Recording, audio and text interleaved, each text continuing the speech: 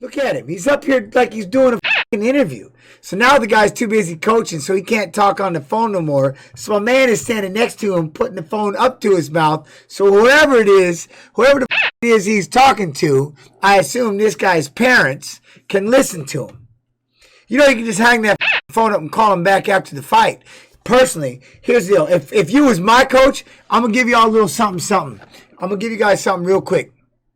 If you're my coach and I'm out there fighting and you're talking on the phone, I swear on hairy asshole, as soon as the fight's over, I'm going to shove that phone directly up your ass.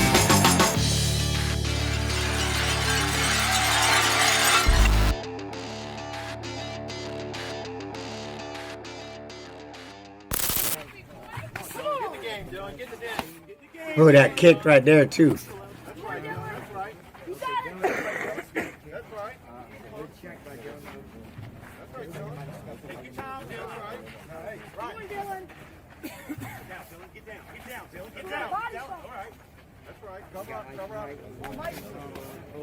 All right.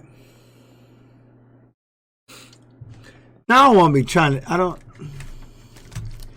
don't necessarily want to be rude, right? DYLR 99 with the follow.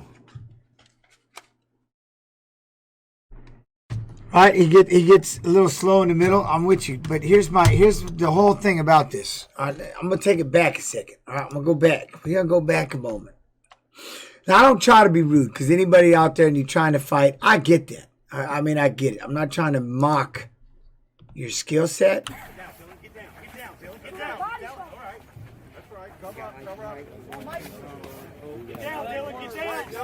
What's get down, Dylan?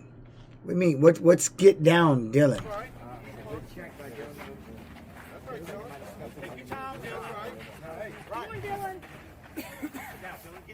See, get down, Dylan. Get down.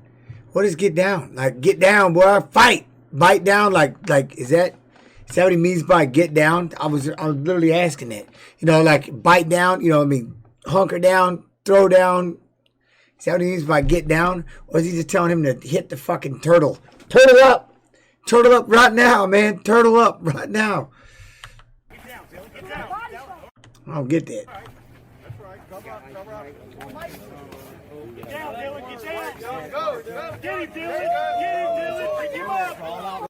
Get him, Dylan.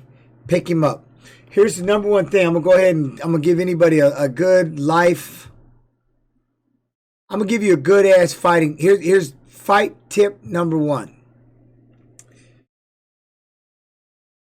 Y'all hear me? Fight tip number one. When your shoulders are lower than your ass and all of his weight is sprawling backwards, odds are you're not picking him up. You ain't even going to come close. What you'll probably do is pick up a hernia, maybe a strained lower back, possibly a fucking neck ache. But for damn sure, you ain't picking this dude up. Not like that. Ain't happening. What up, Zal? Life's good, man. Ja! What's up, man? How you do, Ja? But you see what I'm saying? Drop that ass. That's about exactly where that was going to go. Face down, ass up.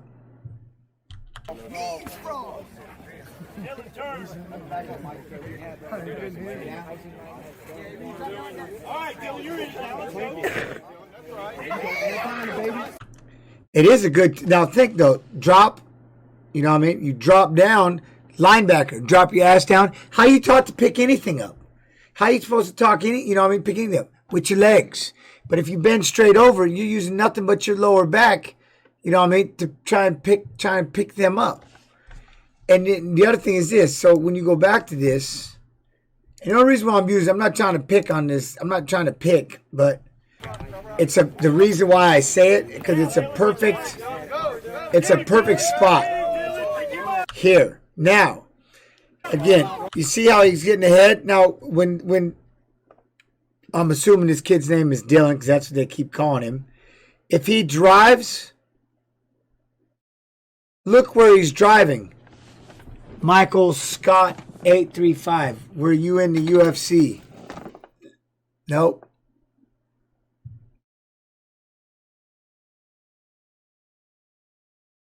Nope.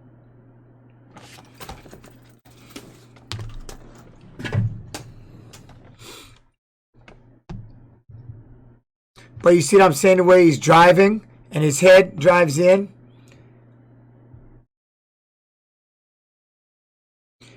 Can I ask y'all a question in chat?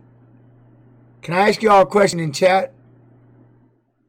Did you just, like, when my screen showed up, did y'all just jump in?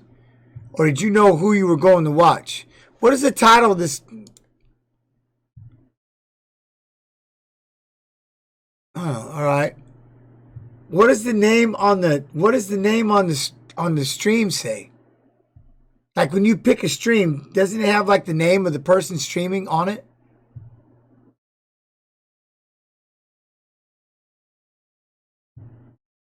No, I'm not being an asshole. I'm being dead serious.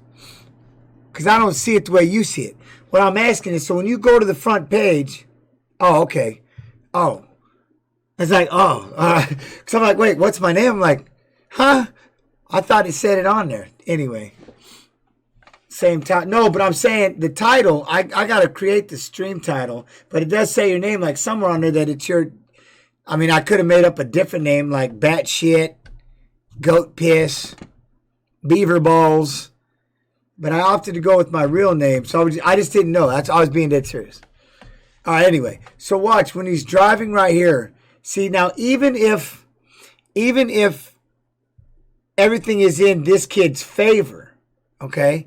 Like he enjoys the takedown at this level. His lower back is really strong. So if he drives forward, you know where you're going to go, right? You're going to go the direction of your head. So he's going to drive. Like in football, if you were to try to make a tackle, like they tell you to drop your ass down and boom, head up, chin tuck, boom, right? Nice, good level. Drop that ass down so you can drive through it. Point is, the reason why I'm not picking, but this is like a great side view to see this. You can see the arch. And you, again, above all, you see Mike here. You see, look at all his weight is on his head. You know what I mean? And then he sprawls right down, face into the dirt.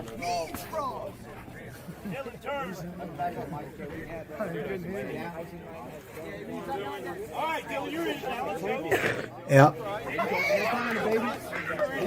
Lower your level, heads up. You're in it, Dylan. You're in it.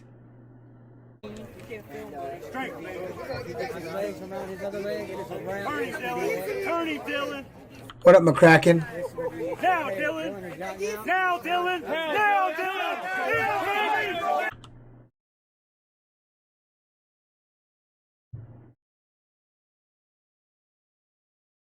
I'd be a little nervous.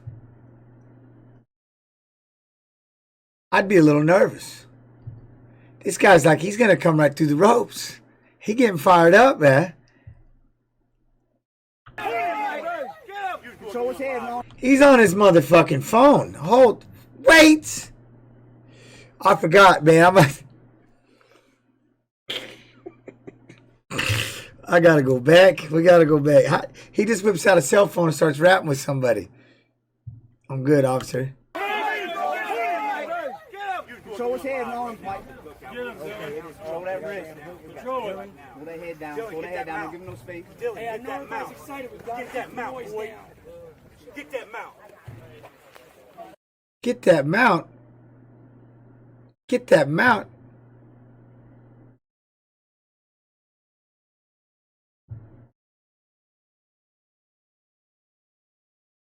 Oh, Zhu Zhaidong got from China. Apparently, he got beat up by real Muay Thai fighters for mount. Zach, mount, not mouth. Get that mount, not get that mouth. Oh, mount. Okay, so he started fucking with real Muay Thai fighters. But okay, so here's a question for anybody: is Muay Thai considered? Is Muay Thai a martial art, right? It's not in the same category. Knee fight, bro. Knee fights through there. Dylan, unload. You gotta get loose, Dylan. You got to get loose. Posture up, brother. Strong, Dylan. Breathe, baby. Breathe. Okay. Are y'all seeing this? Anybody seeing this? I got the beef matches right in the way over here. Hold on, let me see something. I didn't realize this. Yo, RCMB officer with the Twitch Prime. Thank you for the 3 months, my friend. Watch. Strong, Dylan. Breathe, baby. Breathe. Look at him. He's up here like he's doing a fucking interview. So now the guy's too busy coaching, so he can't talk on the phone no more. So my man is standing next to him, putting the phone up to his mouth. So whoever it is, whoever the fuck it is he's talking to, I assume this guy's parents, can listen to him. You know, you can just hang that fucking phone up and call him back after the fight. Personally, here's the deal. If you was my coach, I'm going to give you all a little something. I'm going to give you guys something real quick. If you're my coach and I'm out there fighting and you're talking on the phone, I swear on hairy asshole, as soon as the fight's over, I'm going to shove that phone directly up your ass. I'm going to bust you.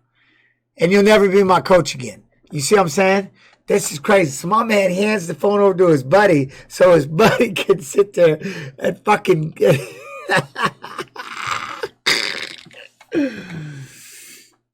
No, I'm not talking about the fighter himself. I'm laughing at the coaches over here. Oh, he went there to fight them respectfully and got beat up because they hate him too. Oh, no shit. Well, here's the deal, John, but you got to think about it, right? And if I may, we'll come back to this fight in a second, but if I may, the reason about that, especially with someone like that who's really trying to, and he's trying to kind of like discredit, he's trying to discredit your name, right? And so that's the one thing he was doing over there in China, which is great because the ones that like are blowing wind and all that stuff, by all means, you know, exploit the shit out of it. But it's still, I told this story once, I'll tell it again. It's like when people used to come in to spar us or grapple with us. And I remember Matt Hughes going, no matter who it is, he goes, the first time around you beat them so bad, they won't even lie about being able to hang with you. And that's, we literally, I lived that creed when I was younger and you came to my gym and you came to spar. Could you imagine if like a guy landed 5 or 6 punches and then he could go home and tell everybody, yeah, man, I sparred with the champ, he ain't shit. Or I rolled with Matt, he ain't shit. You know what I'm saying? They're nothing.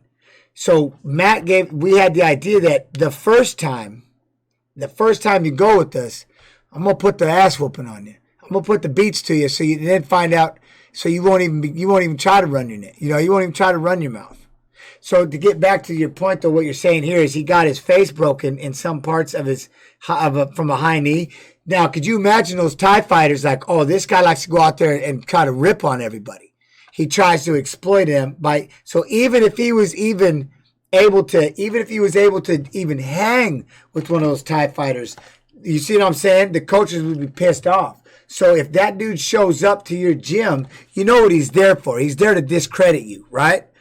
And that's why I'm sure those Thai fighters, I'm surprised it wasn't Buchau, other than he was smart enough.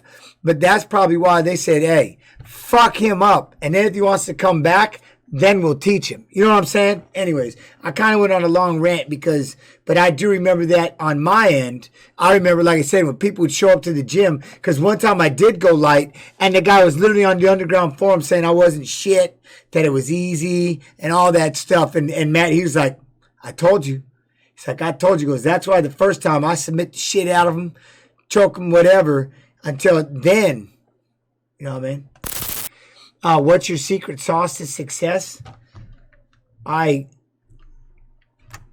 After having been through it all, the secret, it's easy.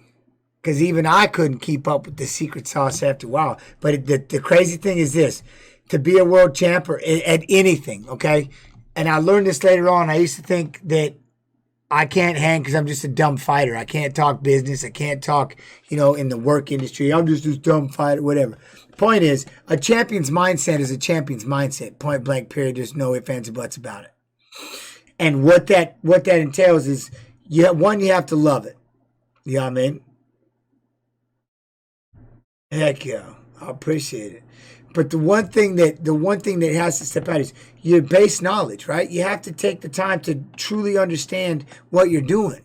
So if you're honing your craft in the fight world, your base knowledge, you have a strong base knowledge, feel your autopilot, that repetition, that drilling. You want to know the major difference between all these people out here, all these people right here, and like, we'll use me because you asked me the question, and say me being a world champion.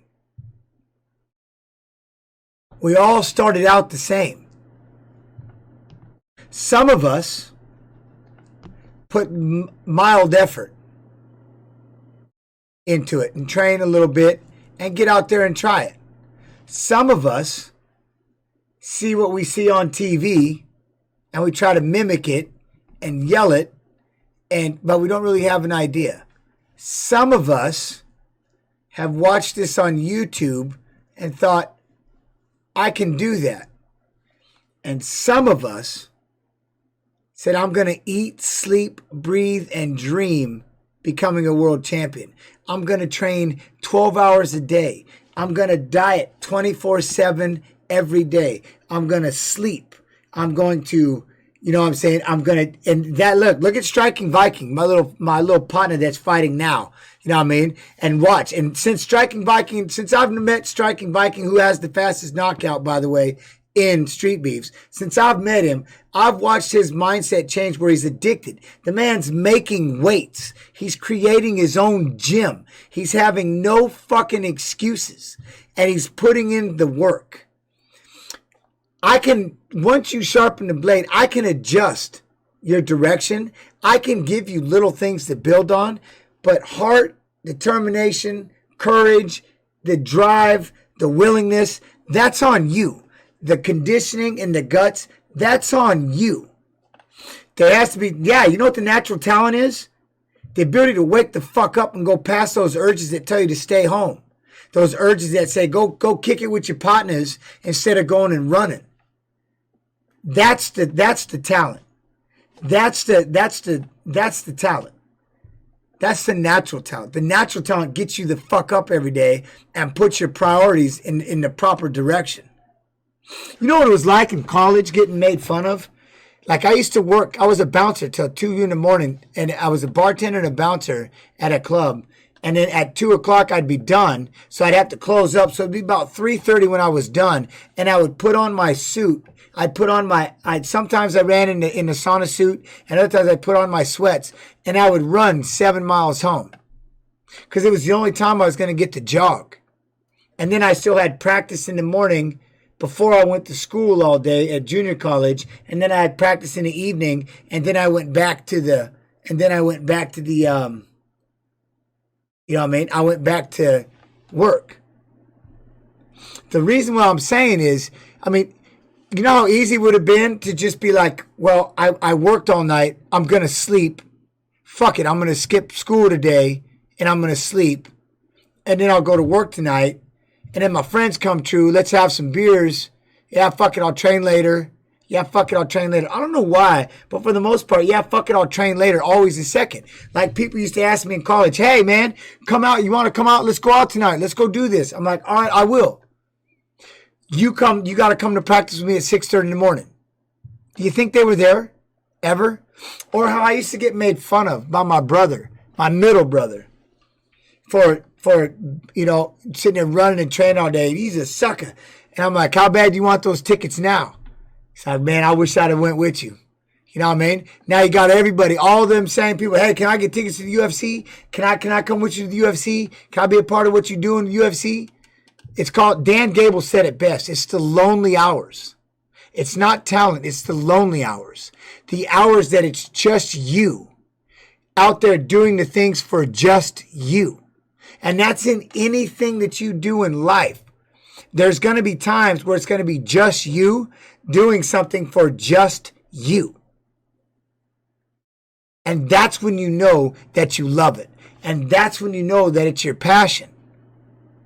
And what happened to me in fighting is my true passion was my family. And once I got my family and my kids were born and my wife, my passion was to be a better father than the piece of shit that raised me. He started me on this path, which made me a world champion because I wanted to fuck him up. And my passion was to be better. So as I got married, my kids started to grow up, I started losing fights because my passion was no longer fighting. It wasn't fighting anymore. It was trying to be a fucking good ass, like a kick ass dad that fights. And that's where I struggled. I struggled with trying to be a kick ass husband and a kick ass dad that fights, where before I was a fucking little evil bastard that just wanted to beat up everything. Make sense? So I don't believe in natural talent. People have gifts, and if they utilize them, such is life. But natural talent is taking the fucking time to do you, and do what puts a smile on your face. That's what I mean. It's not just about being a world champion in the cage. It's about being a world champion in your life. And what makes you a world champion in your life? Going out there and conquering and achieving shit for you, putting a smile on your face, learning how to be your own best friend so that you can now turn around and be good to the people around you. But if you hate your fucking self every day, you're going to hate everybody that's near you. You're going to hate everybody that's there. See what I'm saying? So that's what I'm saying is finding your passion. So we get back to Striking Viking. I love this kid because watching him, he's totally changed everything up. So the only difference between all of these people is the priority of where fighting is. So whether or not one day you want to become a world champion, a successful businessman, when I say business in any type of work field, it's your passion. What are you willing to sacrifice and give up and put to the side so that you can achieve it? There's no difference. I was willing to just sacrifice my whole life to become a world champion. These guys might have other things going on, and this is just what we call a hobby. A hobby is not a passion. See what I'm saying? Anyway, I'm sorry I went on a long-winded rant right there.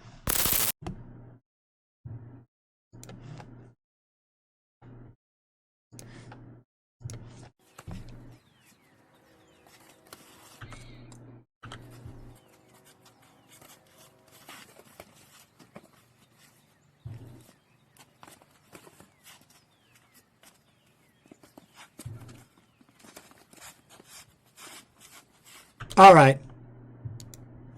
Hold on. Ready for this? I got to catch this. Yeah, but think about it though. Think about sacrifice. You're not sacrificing time. You know what I mean? You're investing. You're investing in the future for you and your daughter. See what I'm saying? There's a difference, and you have to look at that.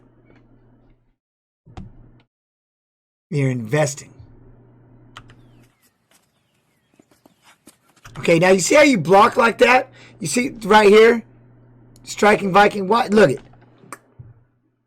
Now, right when you block like that, by the twisting, what's your opinion on 5G towers? Oh, Batesy. Oh, Batesy. I don't know if I'm going to get, pulled into that conversation.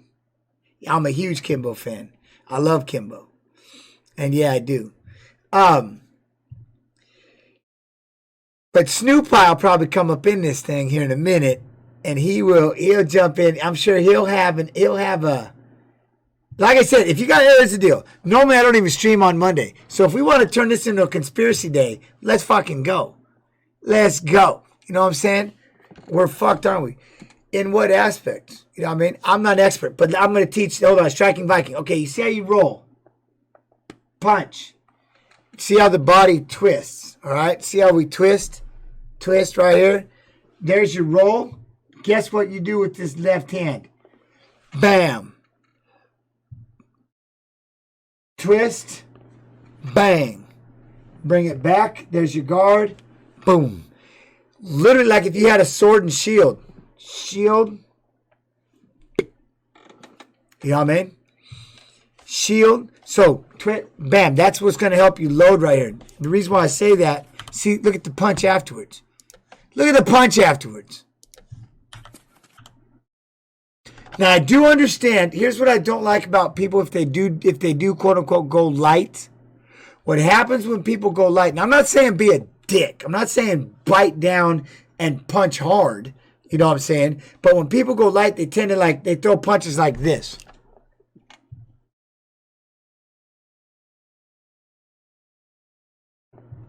So you're not learning anything. When I'm going light, my hands are open inside my gloves. It's like I'm giving you a backhand. Just sit there and look.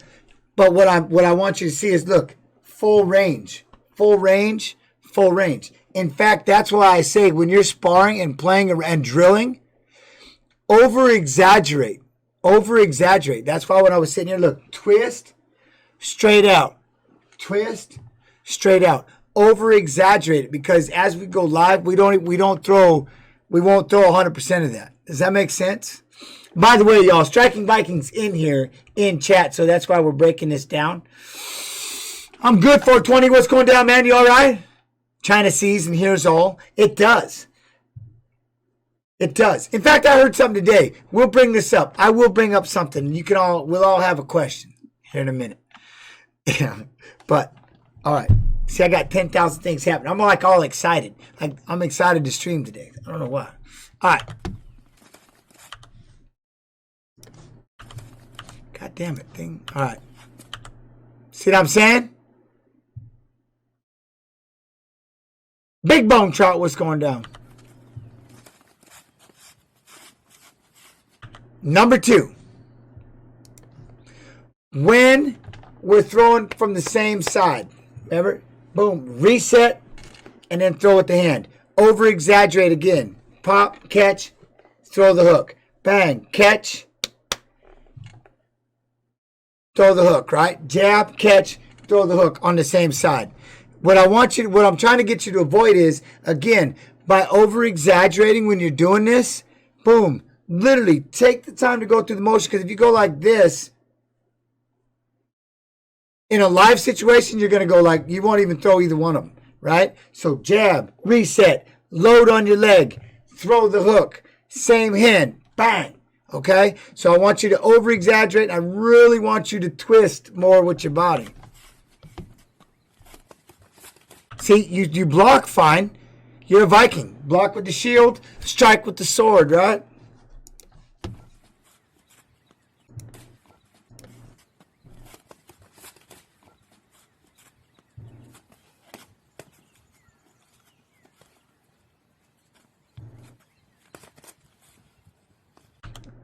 I'm giving you this, though. Good goddamn job of keeping your hand up when the other one is out there putting in work. Hell yeah. Oh, wait.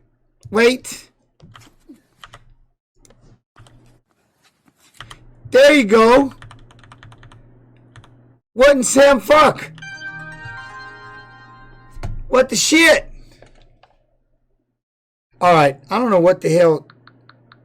When the fuck did somebody get TikTok up in this son of a buck? For Christ's sakes. And why am I hearing shit from TikTok? What the fuck is a TikTok? Whatever. All right. Now, but see here, now you load. Look, you load your leg. You see what I'm saying? You're loaded.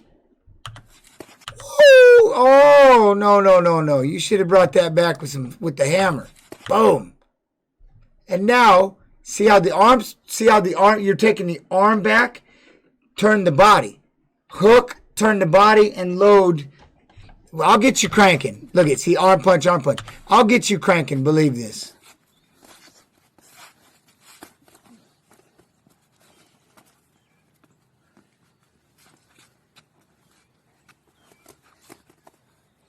Or just all of it MMA style.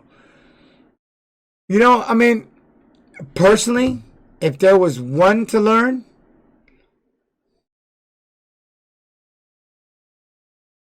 yeah, I'm not even, hey man, well, so is Facebook. Facebook's that's what they use to spy on everybody. And everybody willfully just puts all their information in there, flips that shit on, goes live, lets everybody know what you're doing. That's everywhere. Everywhere is spying. They all spy. It can't be spying if you're posting the shit purposely.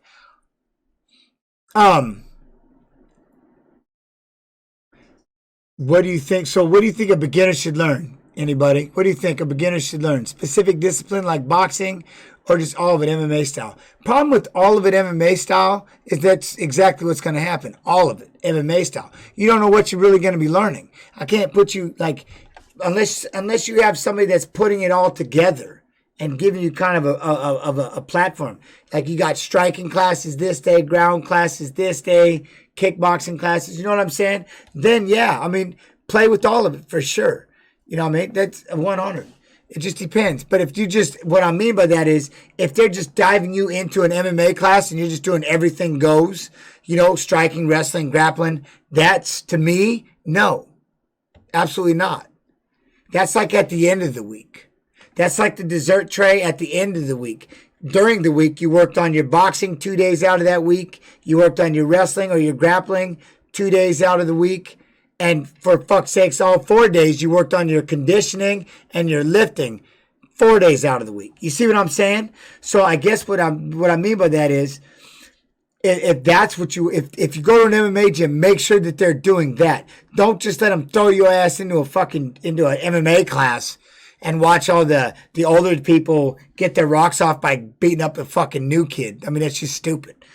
That's almost why I say, go to a boxing gym to work on boxing, a Muay Thai gym to work on Muay Thai, a wrestling gym to work on wrestling, and then you can come back and put it together unless, you know what I'm saying? Like if I had an MMA gym, we'd have pad classes every day.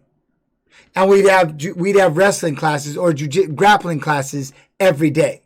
So you can come in and just be a grappler for a week, and you can come in and just be a striker for a week. Make sense? And you can kind of, from there, you can pick out what you want to be on that Saturday when we have MMA day. You know what I mean? But that's just me. Are there wrestling gyms around? Ironically, KJV, I don't even know if wrestling's around anymore. Yet, over half the UFC world champions are wrestlers, but because they don't have belts like jiu-jitsu, wrestling's like, everybody's like, yeah, why do you want to work on wrestling? I don't know, because the majority of the world champions are fucking wrestlers. But you know what's crazy? But you can find a jiu-jitsu gym around every fucking corner. Evidently, there's an American jiu-jitsu, like it's like karate or something, or some shit like that, compared to Brazilian jiu-jitsu, compared to some other jiu-jitsu. Wrestling is literally taking a back seat to fucking karate, to taekwondo. I'm not playing with you. So, I don't know. I mean, I can see why there's no wrestling gym. Everybody's like, is this where Royce Gracie learned? Yep, it's exactly where Royce Gracie learned, right here. But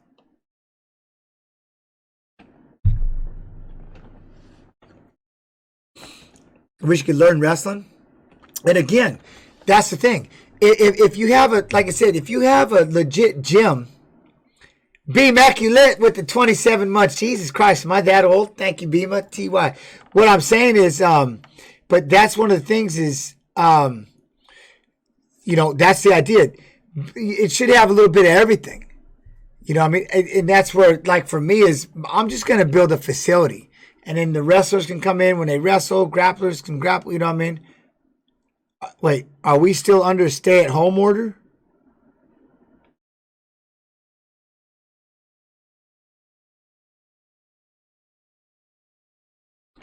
Uber, Luber, Tuber. What do you mean he's at home? He's at his house.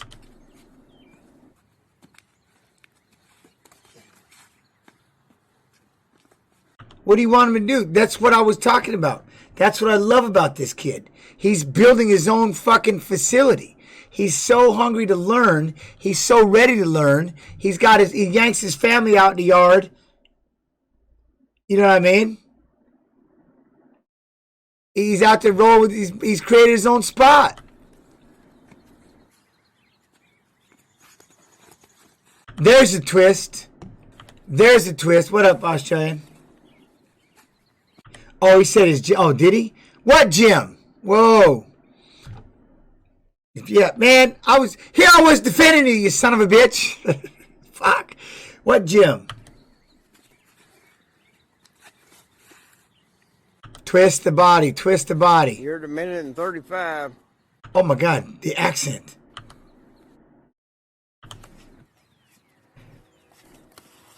See, that's the thing. Yes, his ghetto home gym. That's what you were talking about, right? Or were you talking about a different gym? Where did we get crossed here? Yes, Uber Luber Tuber. If I'm correct, this was his gym right here. This is still open. Right? Striking Viking?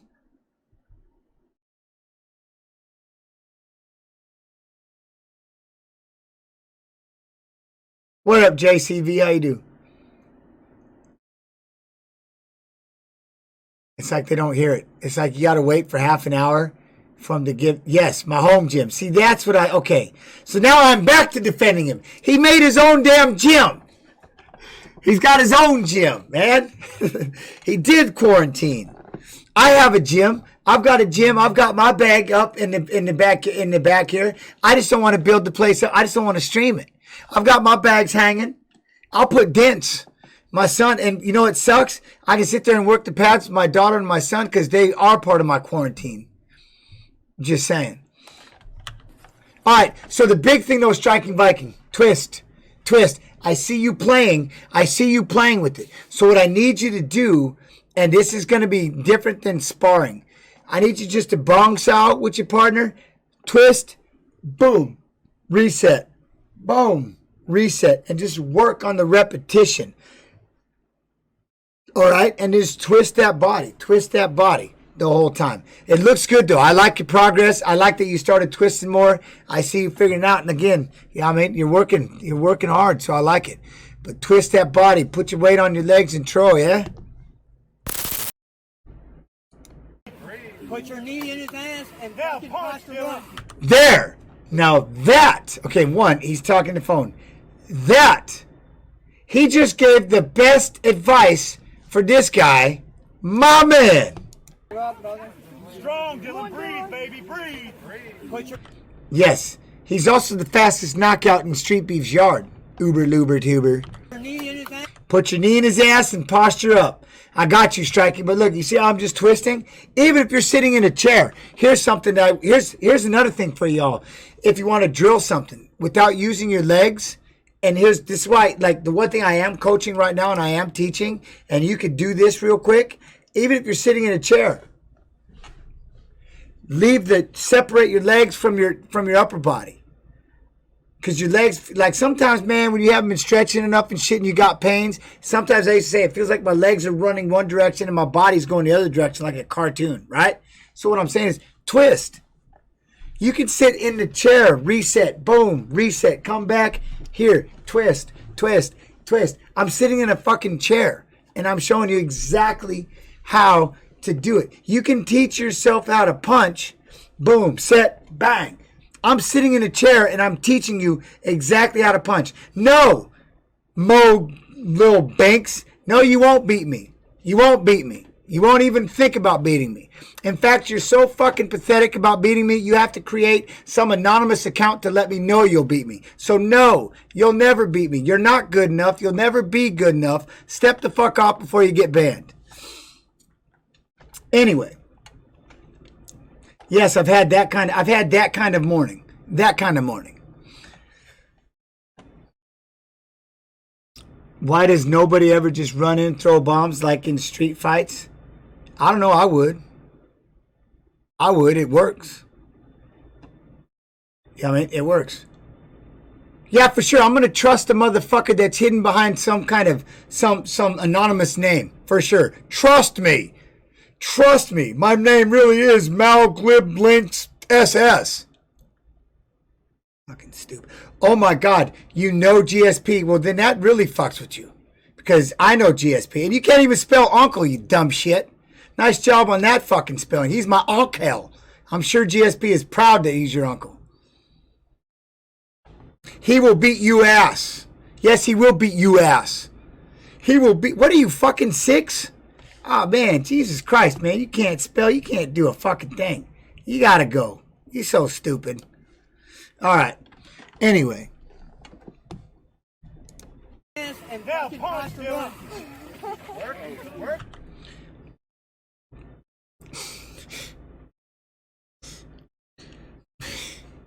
GSP's my uncle.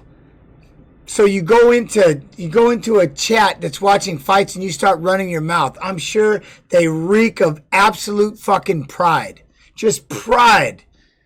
I'm sure that he is so happy that you're running around letting everybody know that that's your uncle. He's probably got this big ear-to-ear smile on his face. And saying, I've known GSP since he fucking first started fighting. I could almost ask him. But I already know the answer. There you go. Look, it's Striking Viking. I'm friends with Jens, Ashley, and a few other pro fighters. Does that qualify me for a pro contract? It does. Evidently, by that dumb shit's thinking, that's absolutely what it is. And what he's got to do now, see, here's what he's doing now. Here's what the person's doing now. They got to get a new email so they can create a new account so they can come back in here and tell me how much I fucking suck ass. I love these. I love that shit. Come on, Dylan. Dylan. Turn him. Pick him up. Pick him up. He about to get armbarred. What do you mean pick him up? I'm doing good. I'm doing good, Ranger. That's why, like, you know what I feel? You want to know when I feel really good like this? That's when I start kind of, like, I'll give it back. When people want to mess around, I'll go ahead and give it back. You know what I mean? When I'm not in the mood, then it's like, F, you know? It does, Viper. You once watched Francis Ngannou fight, so yes, it absolutely makes you hard. 100% hard. Oh, and hit hard, too, yes. Smash! Smash, baby! Yeah, smash. You're going to get him wrecked. Use them legs. His back. Next time you pick him up. Come on, Dylan. There you go, Mike. Get there, Dylan. Get there, Come on, Dylan. Dylan. Elbows, Dylan. Control, Come on, Dylan. Dylan. There you go, Mike. GG. Look at real slick. Look, right back in the guard. Nice control. Control the head for a minute. Bring it, Dylan. You got the left. Bring the left. Show his head, Mike. You ain't in no danger. Come on, Dylan. You can Don't get let him out. posture up. Don't let him posture up. There you go. Now whisper in his ear, Mike. This is about to hurt. Right there's his right, Dylan. Look at him. He's just looking. Let's go, ref. Now, choke, Dylan. Get it. You got the left, Dylan. Come on, Dylan. Yeah, that's the idea, Viper. When you pick somebody up, there's a risk. You can fall deeper into the trap, or, you know, you can break it off. Work, Dylan. Just depends. Mike.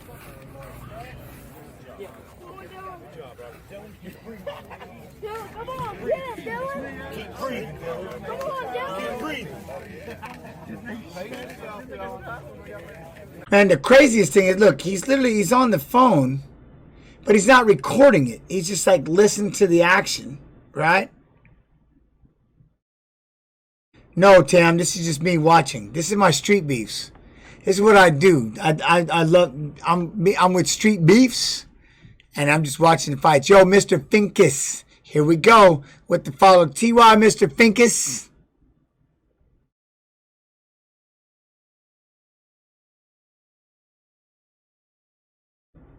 Oh my God, that's fight. Hell yeah. 420 no scope, dude. That's sick. All right, can I read that? I'm reading that.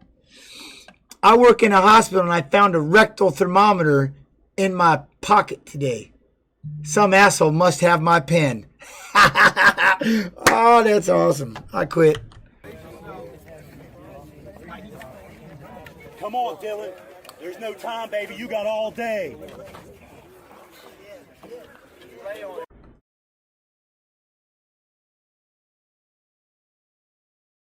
Yeah, on the ground is definitely rugged.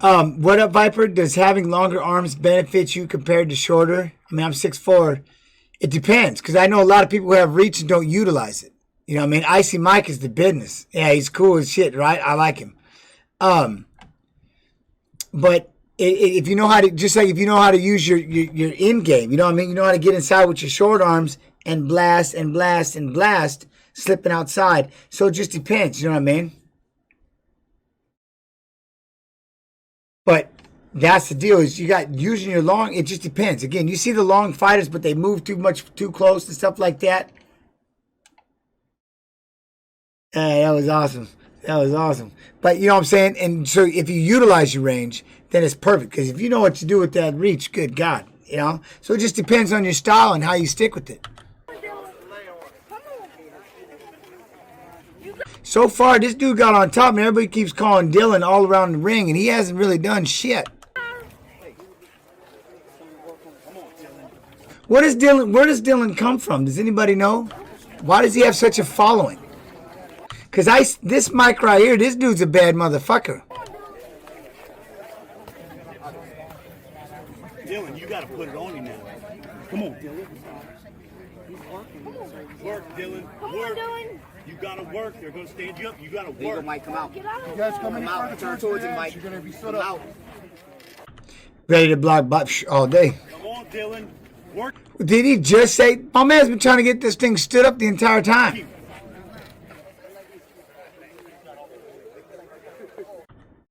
So lithium, he has to be the GOAT. I think he's the GOAT. I think he's got phenomenal skill set. I think he just made some dumbass decisions in life, 100%. I can't imagine what it's like being, 23, 22 years old, the world champion, world famous. You know what I mean? I'm sure it's got to get to you. You know what I mean? I'm sure it's got. That's when you just need an elder. You need an elder to just wrap your ass up. Like I said, man, back when Tyson had cussed him out, that he listened to him, he respected him. You know what I'm saying? And I'm not talking about people your own age, because you can sit there and fight with them and get pissed off at them, whatever. But you need to have that elder, right? That elder that you'll listen to. That'll keep your 22, 23-year-old ass from getting in trouble. Especially when you're in the top of the world and you're the baddest dude on the planet. I mean, can you imagine having that title at 22 years old? Besides the money, but you're the baddest dude on the planet. What do you think that would do? Make you feel a little invincible? Make you feel a little bulletproof? So I don't know, man. It's like I said, he did some, it just makes you think, I don't know, you know what I mean? So I know he's done some dumb shit, but he's still a great fighter. You know what I mean? He's got skills. He's beat everybody. If that little picogram of juice helps him beat the second greatest heavyweight, or one of the best, not heavyweight, but lightweight, I mean, what do you do? You know?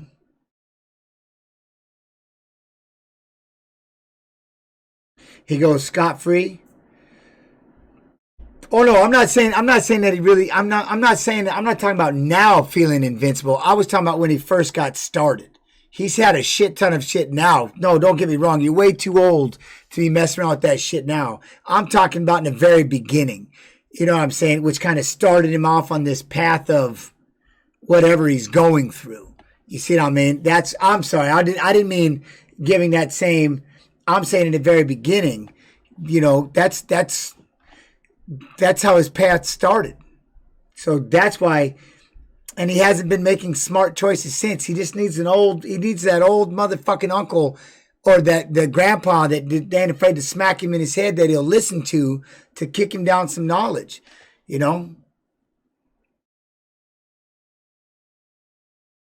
He definitely needed it. Like we all do though, don't we? I did. We all do. I honestly believe a loss would make Jon Jones better than he is. What up, Krakauer? If Reyes KO'd him stiff, I don't know. What kind of tantrum would that make him?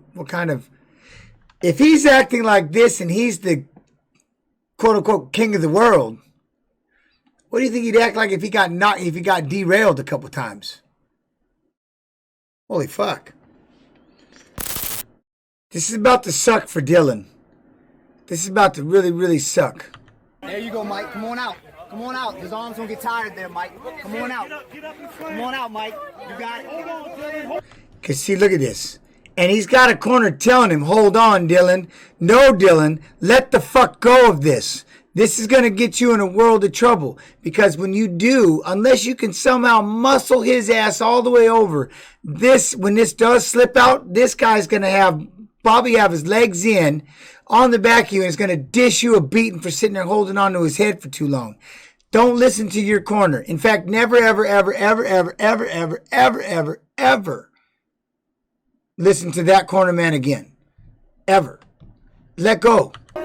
And start to improve your position. There you go, Mike. There you go, Mike. There you go. If you can hip him, that's what I said. If you can hip him. Come on, Dylan, ride. If you can hip him. Oh, shit. You're tired like that, Mike. Come on, Dylan. I'll tell you the reason why I hate this headlock more than life itself. You see this ear? Somebody did that to me when I was in practice one day. When I was in the first couple years I was training, and he held on to. You see how his ear's being bent, and he held on to my ear, and he just was holding on to my ear, holding on to my head, holding on to my head, and I got my head out. My ear blew up. And I go, you motherfucker. I got so mad that he sat there and squeezed my head. I go, you didn't even have anything. I started kicking him, just stepping on him. I was like, my ear blew up. I mean, it was so big. It was sticking all the way. I was like, oh. So that's why I get pissed off, man. When I see this shit, oh, I hate it because it hurts. But now watch. So you see what's happening though, right? So you see how my man is held on to this headlock. And look at how Mike is literally moving into a perfect position. Get his back, Mike. Look at, uh-oh. I've heard an addiction specialist say that in their opinion, Jones needs to hit rock bottom in a big way to make him change based off his recurring incidences. Do I agree with that? No, I know you're just relaying it.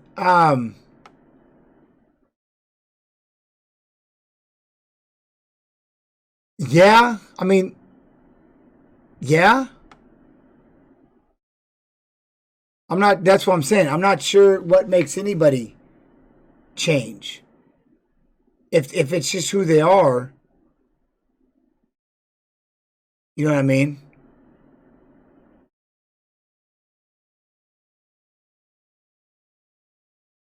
And that's the other thing. He's got pro football players. He's got the examples. He's got everything, right?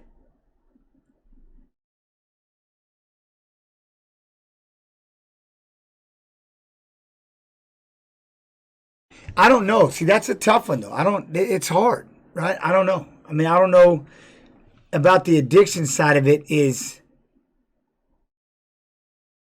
why do I got to admit I have a problem?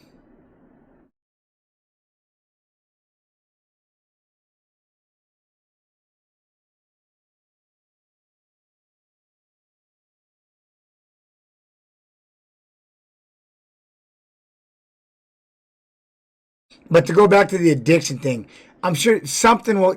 Everybody needs. We all need a good. They call it the good kick in the ass or whatever it is that just makes you change, right? At some point, you'll run into something where you're just like, this just isn't how you want to live anymore. Hopefully, you haven't done too much damage in one direction or another. You know, I like to think my brother serving 55 years in prison was like, well, you know, I wish I'd have made a couple of changes, or you know what I'm saying. I know I'm just playing your Viper. You know, I wish I could have made a couple of changes or something in life, you know, beforehand. Or they can, but the other thing is, they've made mistakes. They are where they're at. And now we get back to the situations I was talking about is like, well, I can wreck myself now. It's like, all right, this is where I'm at. And this is what I want to be. And you just got to grab some realization, like, what do you want in life? And you got to make the best of the situation you have now. Because if you just keep anchoring yourself back to the past. And I know I'm not saying, because some people are like, well, that was in the past. And most people are like, I'm not letting you don't get to use that, right? But at the same token, all they can do is wherever they're, at some point they're going to have to stop wherever they're at and just be like, all right, this is the situation I'm in. This is what it is. Now I got it. What can I do to try to make it better? What can I do to try to make me better? If that's apologize, if that's fix things, if that's continue, you know what I mean? I don't know I don't know how to, what makes somebody hit that spot and just go and then to make those changes. So, yeah, I guess if it's an addiction thing or not, maybe. I mean, I don't necessarily know if it has to be an addiction, but there's something in that addiction that one day you just wake up and go, oh, I can't do this no more. I got to make a change. And until you want to make that change, it doesn't matter what addiction you do or don't have. If you don't come, and that's why you can say things to them all the time, or you can say this to them and tell them this, tell them that. You know what I mean? Think about, too, the other thing is, first thing you do in a hole is stop digging. Fucking A, Viper, that's gangster. See? Exactly. The first thing you do in a hole, stop digging. Yeah! I like that, man. I like that. First thing in the hole, just stop digging. But, so, and again, that's for anybody. You know what I mean? That's for anybody. So, I'm not 100% sure. What up, Bearded Beast? I'm not 100% sure, what's going to make, but at some point, you'll wake up and go, all right, I can't do this shit no more. Because we all get old. And that's the good thing about getting old. Getting old slows you down. And the problem is when you get old, getting old gives you the time to reflect. And it more than anything, getting old, as you start to say goodbye to your friends because they got old too, and everything starts to fall around you, and you realize you don't have all the time in the world anymore, and your health may not be there. All you have at that point is time to reflect on what the fuck you did the last 60 years of your life, 50 years, 70 years, whatever. And you'll sit there, and I promise you, you will sit there and think about it. How we all think we have all this time. I'll guarantee each and every one of you, when that day comes, you're going to go, fuck me, boy, that was fast. God damn, I wish I had more time. Fucking A, that was quick. So no matter what people do now, that's what the cool part about getting old is. Like I told you, why I'm filling my book, because all you're left with is stories. All you're going to be able to tell is stories. Are they good ones, bad ones, sad ones, mad ones? Are they repetition? Are they new stories? Are they the same three? Do you have nothing but guilt and fucking hatred? Because you're going to go, God damn it. Because for some reason, some people think there's a reset button somewhere, like a video game, where you're going to start back over at fucking birth and get to do it again. No, you don't. So that's what getting old does real fast. And here's why. And this is what should tell you. This is what some of you, this is what youngsters, all of you, and I'm calling myself a youngster in this level. Here's what people need to do. Go visit a retirement home. Go talk to them. Respect the fuck out of your elders, because they made it. And they went through an entire life of what we're going through, and now they're back there, and all they get to do is reflect and think and see what they did and what they built. And people don't go spend time with them, man. The elderly, everybody should be spending time with the elderly all day in, man, and let them tell their stories. Because otherwise, what the fuck did you do in life? All you have at the end of the day are stories, and what if nobody wants to listen to them? That's a lonely fucking day, because you're going to get old, you're going to turn to putty, and then we meet our maker and it's over. Salty Blood with the follow, TY. All right, you ready to finish this fight? You guys ready? Y'all got me talking way too much. I'm still trying to figure out I didn't know you're writing a book. Is that your version of telling me I talk too much? I think Uber Luber Tuber just told me I'm talking too much. There you go. So we're going to get back to this real quick. He held on to this head for a long time.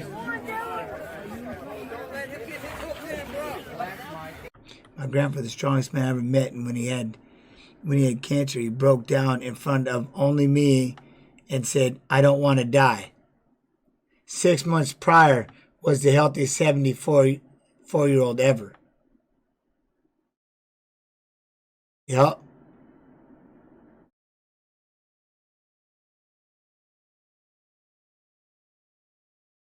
Jesus Christ.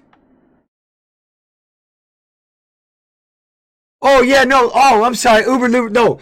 Okay, no. Oh, what I meant by the book is you got to fill your life book, your chapters. Everything's Everything's a story. So when I set out to become the world champion, and I left after college, and I flew out to Iowa. I took a train out to Iowa and did all the traveling. Everything was about building my story. Build your book, your life book, because at the end of the day, we're all building a book. How many chapters do you have? And if you've only got a few chapters and you're telling the same 3 stories over and over, you need to get the fuck out there and fill your book. Because at the end of the day, when we get older, all you're left with are stories. Are people going to want to hear them? Which takes me back to the fact that I can sit here in this stream and all y'all are giving me the greatest gift in the world, which is your time. But as we get older, is that going to be there? That's what I mean about write your own book, your life book, fill your chapters. I love it. Oh, fuck yeah, Michael, man. Michael, look at that. My 83-year-old grandpa likes to say, getting old isn't for sissies. You fucking A rights. You fucking A rights. That's, oh my God. I might tattoo that shit. That might get tattooed. I might tattoo that right across my fucking neck. Getting old ain't for sissies. Oh, that's, oh my God, that's foul. All right, I'm done. Here we go. Like I said, here's the thing, but here's the other thing I say about when it comes to your elderly and stuff like that too, is we do things like this. Growing older is watching your grandparents age. Yeah, but are you there with them? Because that kicks ass. You know what I'm saying? But if other people like me, this is where I'm horrid. Is like, I try to see my parents once a year. Once a year. My mother, that is, and my stepdad, once a year. So what if God willing, if they're in their 60s, okay, and it's once a year, and it's like, all right, but that don't seem like much. But what if I were to tell you, you're only going to see your parents 20 more times? See, I could cry thinking about it. You're only going to see your parents 20 more times. Or what if they were older? And you're like, what if you're only going to see your parents 10 more times? But I'm saying, but see, if we do it the other way, yeah, man, I go see my mom every Christmas. All right. And it seems like a lot of Christmases, right? But not unless I say, but what if you're only getting 10? What if you're going to see your mother for 10 more Christmas?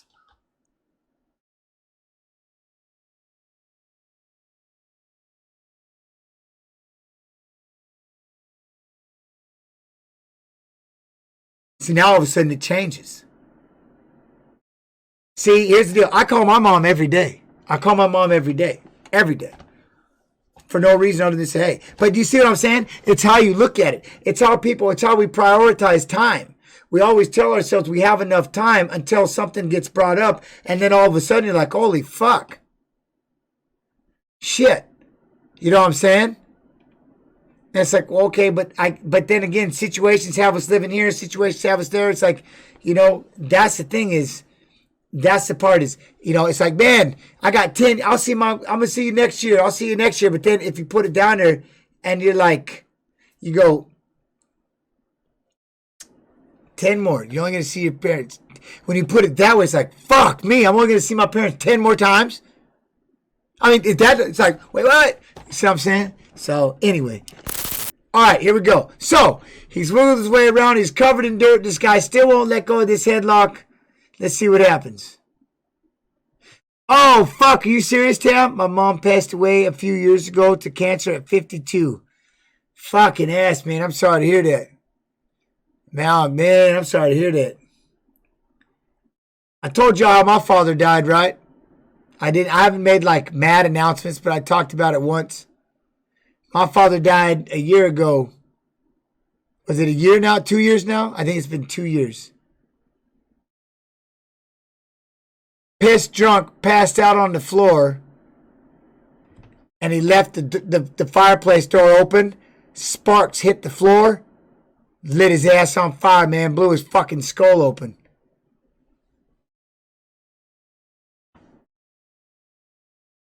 That headlock is legal. No, it's legal. He's not. Why? He's just back. He's reaching behind. That's why they tell you as a wrestler, never reach behind. Oh, yeah. I didn't tell you all about that.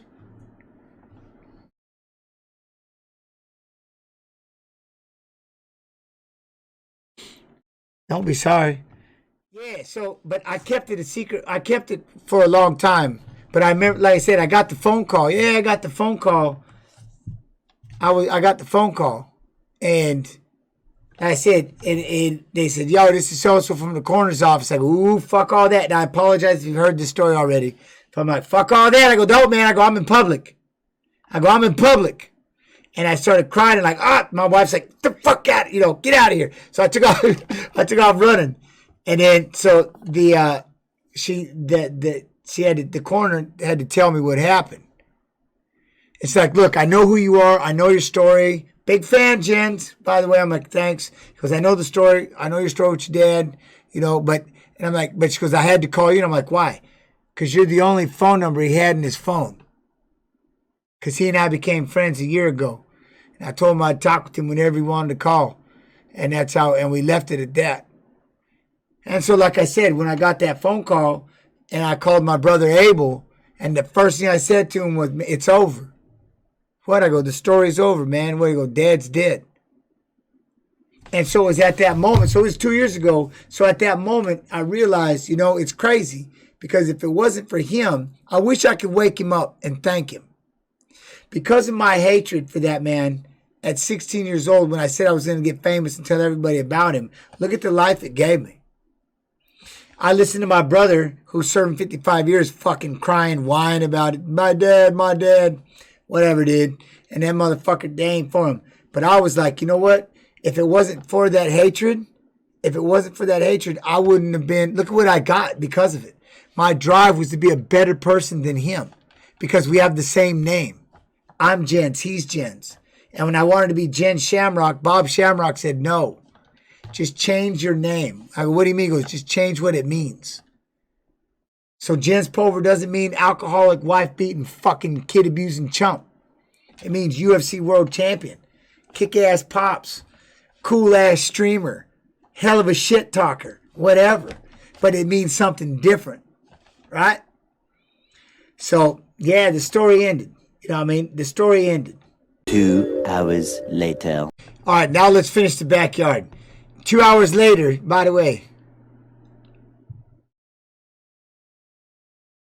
Okay, yeah, no. So what happened on that one, me and my baby girl were in the car, right? And I was like, yeah, they were saying something. I was messing with the seat, and all of a sudden, boom, I got blasted. Pow! And I was like, you gotta be fucking kidding me. But I freaked out. I got so freaked out. I've never been rear-ended before, but we had it wasn't like we were just stopping and got blasted. We were at a stop. I'm sitting looking at my daughter. We were at a stop for 10, 11 seconds. And all of a sudden, just bam! And I flipped out. I was like, it's like I got punched or something. I kicked the fucking door open, got out, ran straight up to the car, kicked the fucking car. And I'm like, you motherfucker. And I was going, shit, Craig. It's a 6 lanes road, traffic, everything. People looking around. I'm all pissed off. And then I hear my little girl. She's in there crying and freaking out. I'm like, fuck. I look and I go, all right. I go, you okay? Yeah. I go, all right, baby. One second. I said, look, pull over here.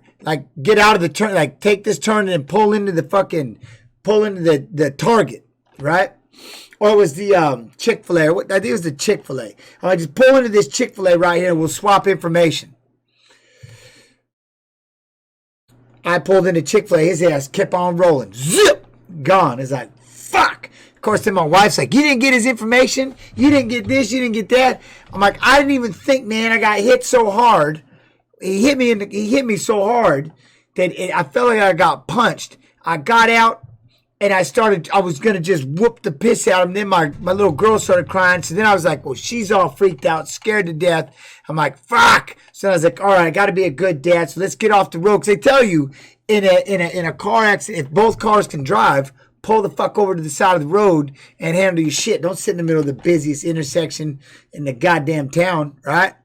Anyway, so when I pulled over, his ass took off. So yeah, man, it sucked. So maybe one day. And then I had another dude rear-end me a while back, and he drove off, and I started chasing him. And my wife's like, I swear to God, if you don't stop, if you don't slow down, I'm going to fucking jump out of this car. I'm like, God. And I'm like, fine. So I had to stop. Did everything turn out okay? I mean, we had to file a police report. Because we filed the police report, the insurance covered it, gave me a new bumper. You know what I'm saying? So everything was good on that end. He got away. That person got away scot-free. So that kicks me in the dick a little bit. But otherwise, You know what I mean? Yeah, when people just sit there, you're not supposed to. Pull the fuck over. If your vehicles are good enough, pull over and handle your shit. But the problem was, you didn't even take a picture. Well, my phone was up, a hands-free deal. When the car got hit, everything went flying. I was like, man, I popped out of that car so fast, I didn't think about grabbing the phone was like the last thing I was thinking about. I was just pissed off somebody just hit me. But I'd never been hit like that. Look, man. Anyway, so I failed miserably. They got away with it. My wife can't. She hates that. It drives her nuts. Because I get a little too, I'm too loud. I remember one time, here, you want to hear a funny story? I'm in Japan one time, me and Spencer. And we're in this back corner. We're all eating food. And all I remember, this lady comes around the corner. I see her poke her head. And then she pokes her head again. And I go, what? And she comes in and she whispers to Spencer. She says, no, I'm sorry. You too loud to speak? And I was like, what? And she goes, you too loud to speak? I go, Spencer goes, she's telling you you're too fucking loud. I was like, oh, shit. I was in a restaurant and I got told I'm too loud to speak. They were in Japan going. And so when we finally finished eating, we come walking around the corner. All these Japanese looking, they go, ah, yeah. Look at that. Dirty ass white barbarian, fucking American. I was like, shut up. I remember I got told I was too loud to speak, man. Too loud. What proper wood? All right, can we finish this fight? Ready? Here we go. Get his back, Mike. There you go. Now, because he held on to that head for so long, my man now gets to punish him. All right, Dylan. Breathe with him, Dylan. Straighten your arm, Dylan. Breathe. Straighten it up. Dylan, bring that elbow Hold up. that arm. Step over, Mike. Dylan, sprawl out, Dylan. Sprawl out, Dylan. Dylan, get up. There you go. He's going to sit there and cover up. Get up. What do you mean, get up, Dylan? Dylan is in straight fetal position. Not only is Dylan not going to get up, Dylan is praying this referee stops this as fast as possible. Get up, Dylan. Cover up, Dylan. Oh. Get up, Dylan. Dylan, get up. Get up, Dylan. No, he's working. Let's work. Did you hear him? Did you hear what the corner said? No, he's working. Working? You explain to me what Dylan's doing down here that's working. Work, baby. Yeah, bro. Hip skate, man. Just start shit or something, bro. Dylan, get up. Get on your knees. Come on. Get up. Look, he screams from down below. Done, Mike. Done. Good fight, Dylan. Good fight. Good job. He hit him with an elbow. Look, he hits him with an elbow. Listen to this. Listen, ready? Get on your knees. Come on. Ah! Done, Mike. Done. He is tiring him out 100. Would you ever box or grapple in this venue? Not live. What's up, Selector? I'm saying by the Rock. Y'all don't understand. Little Rock Dog, that's my partner, man. I love that youngster. That's my boy. I was training with him when I was in Australia. His whole family, man, he's kick ass. The whole crew. Lil Peppy, Dom. I mean, I love my family. I love my Australian family. But would you ever box or grapple? I mean, I boxed around one time. I did like 18 rounds one day. Let everybody kind of just jump in. I played around. I mean, would I jump in there like in a quote unquote serious avenue? There was once or twice I wanted to when I knew somebody was literally overmatching someone else, and it kind of pissed me off. But I mean, that's just, you know what I mean? So no, I'm just, if like Venom Black, I've always, because he was the first one asked, so I'll always corner Venom Black first. And then, like I said, when I'm sitting there and if I'm in the cage, it's like if somebody needs a corner, I'll jump in and corner, you know what I mean, and stuff like that. So whatever anybody needs me to do, I'll do. But as far as, I mean, it'd be fun. I think it'd be fun to go in there and box a little bit and just play around, you know, at the same token, just to kind of get that live feeling again would be cool. But up to this moment, I haven't. I wouldn't mind grappling in it. You know what I mean? I wouldn't mind grappling in it. It'd be funny. Just I want to roll around in dirt one time too, like everybody else. I mean, that'd be cool. But I also want to fight in the sand too, so I'm not sure, you know?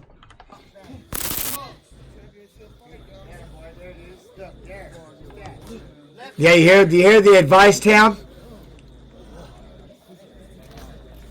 See, I start getting him throwing that flint, like jab, flint, jab, feint.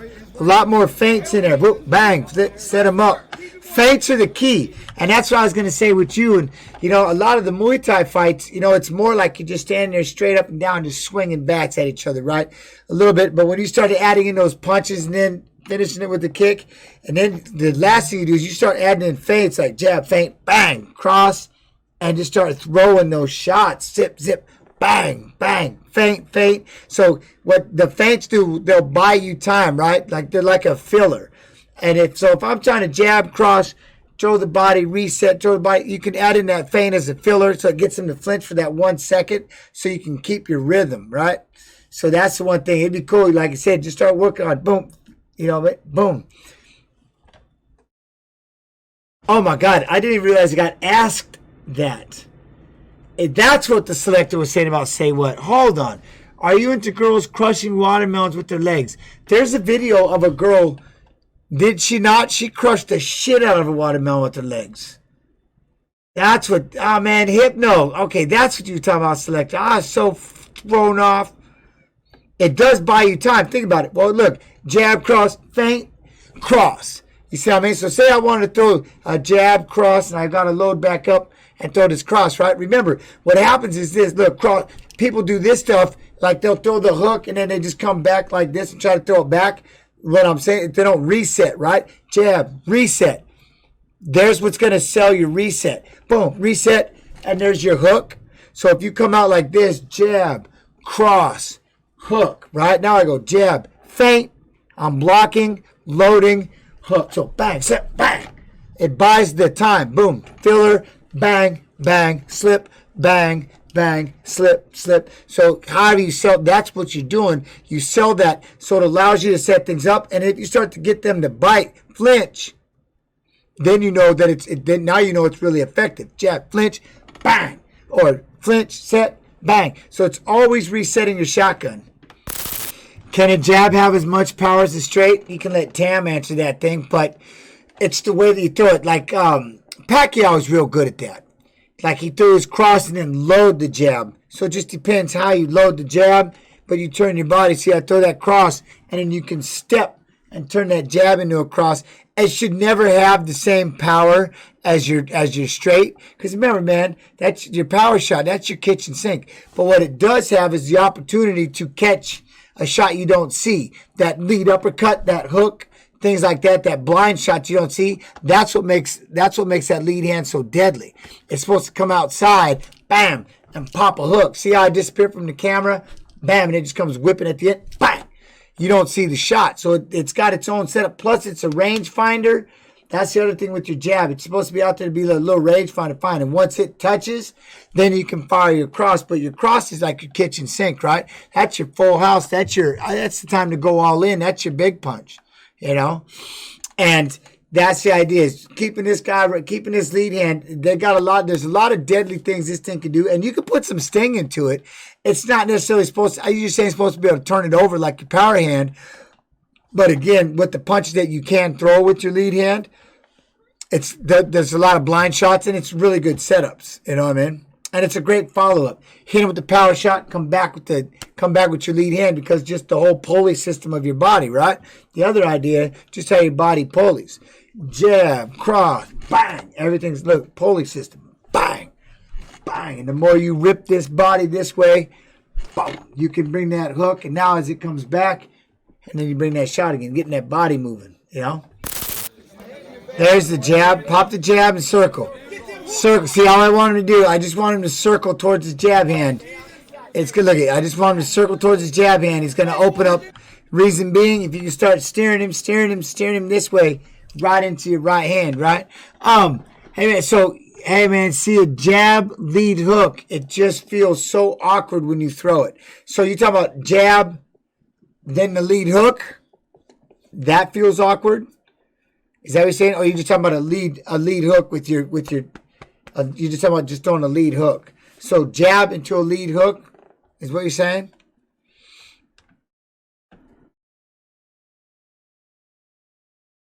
Scary, good, and lengthy for sure. That's impressive. If they know how to use their length, then it's intimidating. You know what I mean? But I'll wait till I don't know the delay on the answers. There you go, lead hook. See, he's able to lead. There's another lead hook, uppercut. Yeah, so here's one way that you can, it's that, and it's all in the hips, and it's real quick feet. So here's one of the things that you can do. Remember, and again, you got to be willing to start from the beginning. Okay, you got to be willing to. Okay, it's just like anything. If I showed you a new dance routine, what's the first thing we have to do? We just got to walk through it, and then we walk through it again, and we walk through it again until it starts to make sense. Then we can speed it up. Then we can speed it up. Before you know it, you got it memorized, right? So the idea is jab, reset, hook.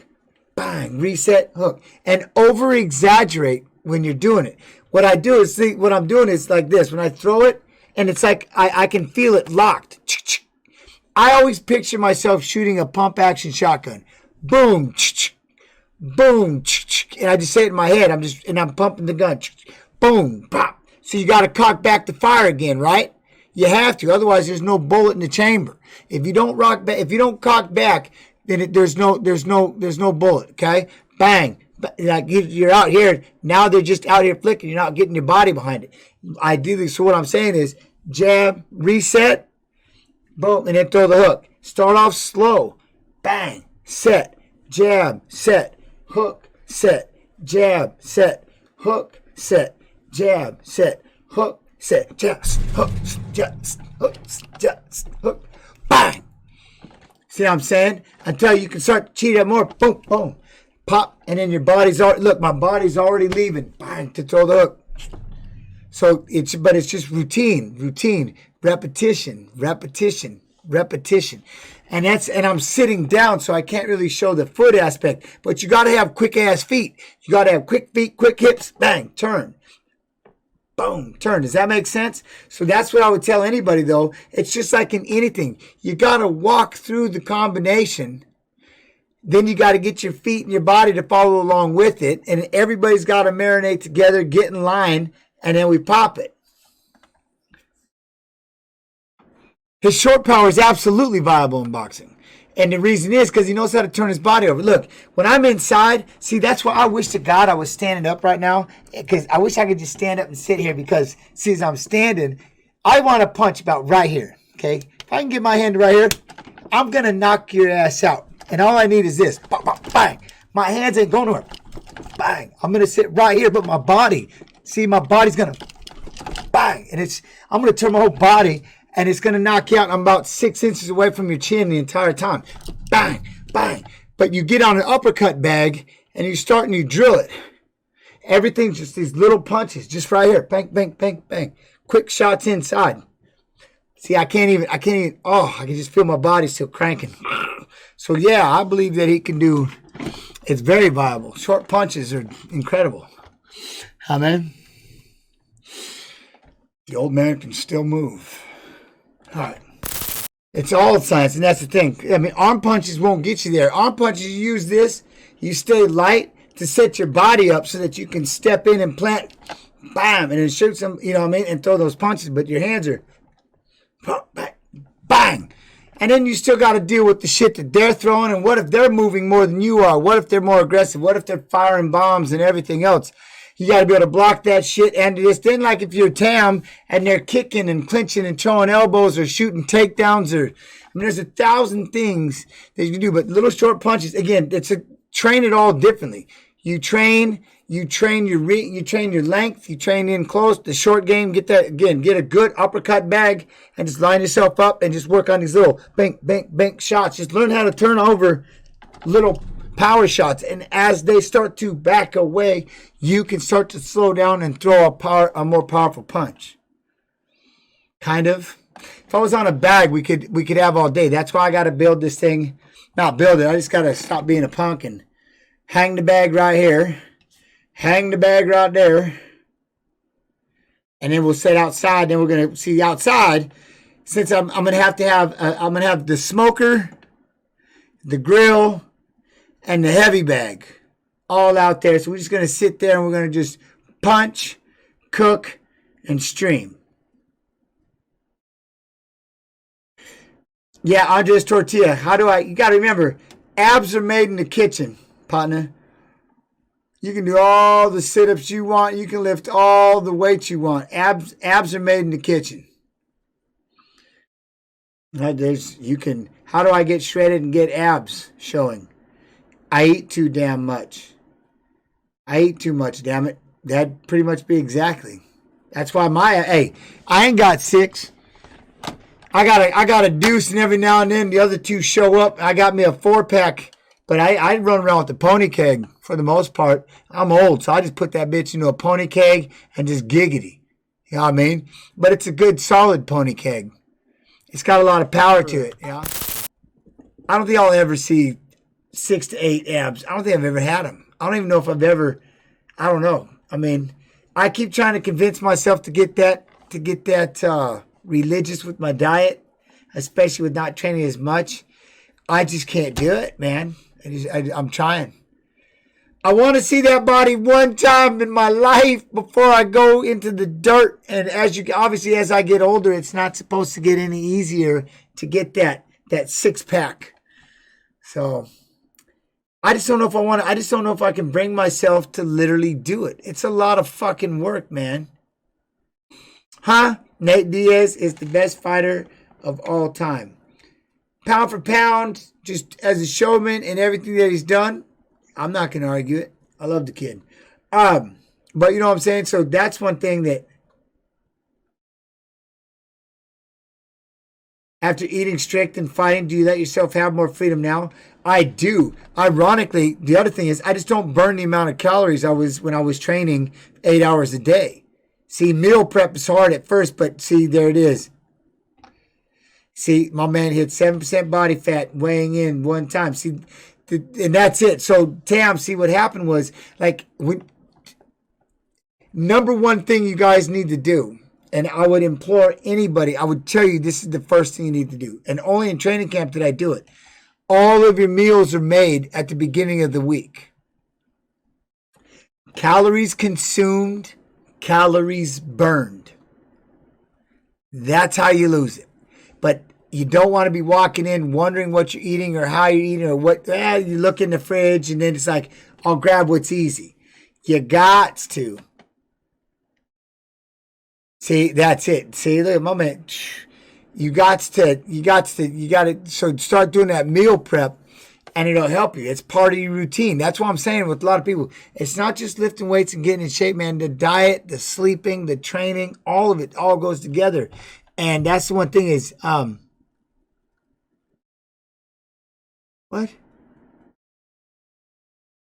Demetrius Johnson versus Brock Lesnar. Who do I got? Demetrius Johnson. Have I played the Sakuraba? No, I haven't. Anyway, you can tell how people like that conversation about abs. Everybody's like, shut up, dude, move on. A safe internet.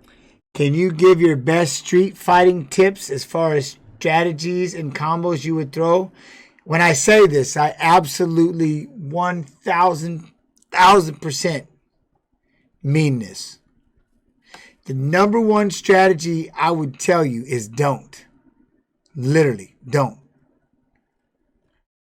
Don't. That's what Street Beefs is created for. Set up situations like that. Go to a gym and challenge them. But stay out of the streets. Nothing good. If you win, you probably going to jail. If you lose, you're probably going to the hospital. God forbid if you hit your head on that concrete, you're probably going to the fucking morgue. It's just not worth it. Literally, it's not worth it. There ain't nobody. What I would tell you is this. Here's the deal, man. It isn't about outrunning a gun. There's just no good in the street. So what you have to do is this. You have to learn how to be your own best friend first. I've been talking about this, and I'll talk about this till the day I'm dead. You got to learn how to be your own best friend first. Why? So some fuckwit can't say something to you that's going to set you off and make you do something dumb. Have enough positive in your own head that when somebody says something stupid, you can just brush it off and move on because you know it means nothing. You know what they're saying is fuck all. So don't worry about it. It's the kids that get all confused with the, oh, he called me a pussy. I got to fucking tell him that I'm... Two things come to mind when I see something like that. One, you have no self-confidence. Two, you have no fucking idea what fighting is. None. That's like the piece of shit that comes into these chats talking shit about, I'll fuck you up. I'll fight you. You know what? Literally, no, you won't. Because you're a cartoon-made motherfucker that watches shit on fucking... You watch little cartoons. You have no idea what fighting is. None. Because if you did know how to fight, really, and you truly knew how to fight, you wouldn't be doing some petty-ass bullshit like this. You'd be out there fucking working and letting... Remember, if I have to tell everybody I'm a badass, guess what? I'm not a badass. If everybody else is telling you I'm a badass, Succession, I succeeded. You see what I'm saying? So my point is, don't. But above that, talk less is this. You have to have enough confidence in yourself to be able to walk away. Now, I'm not telling you not to defend somebody. You know what I'm saying? You talk to my wife and kids, not only will I put you in that concrete, I will make sure you're that concrete.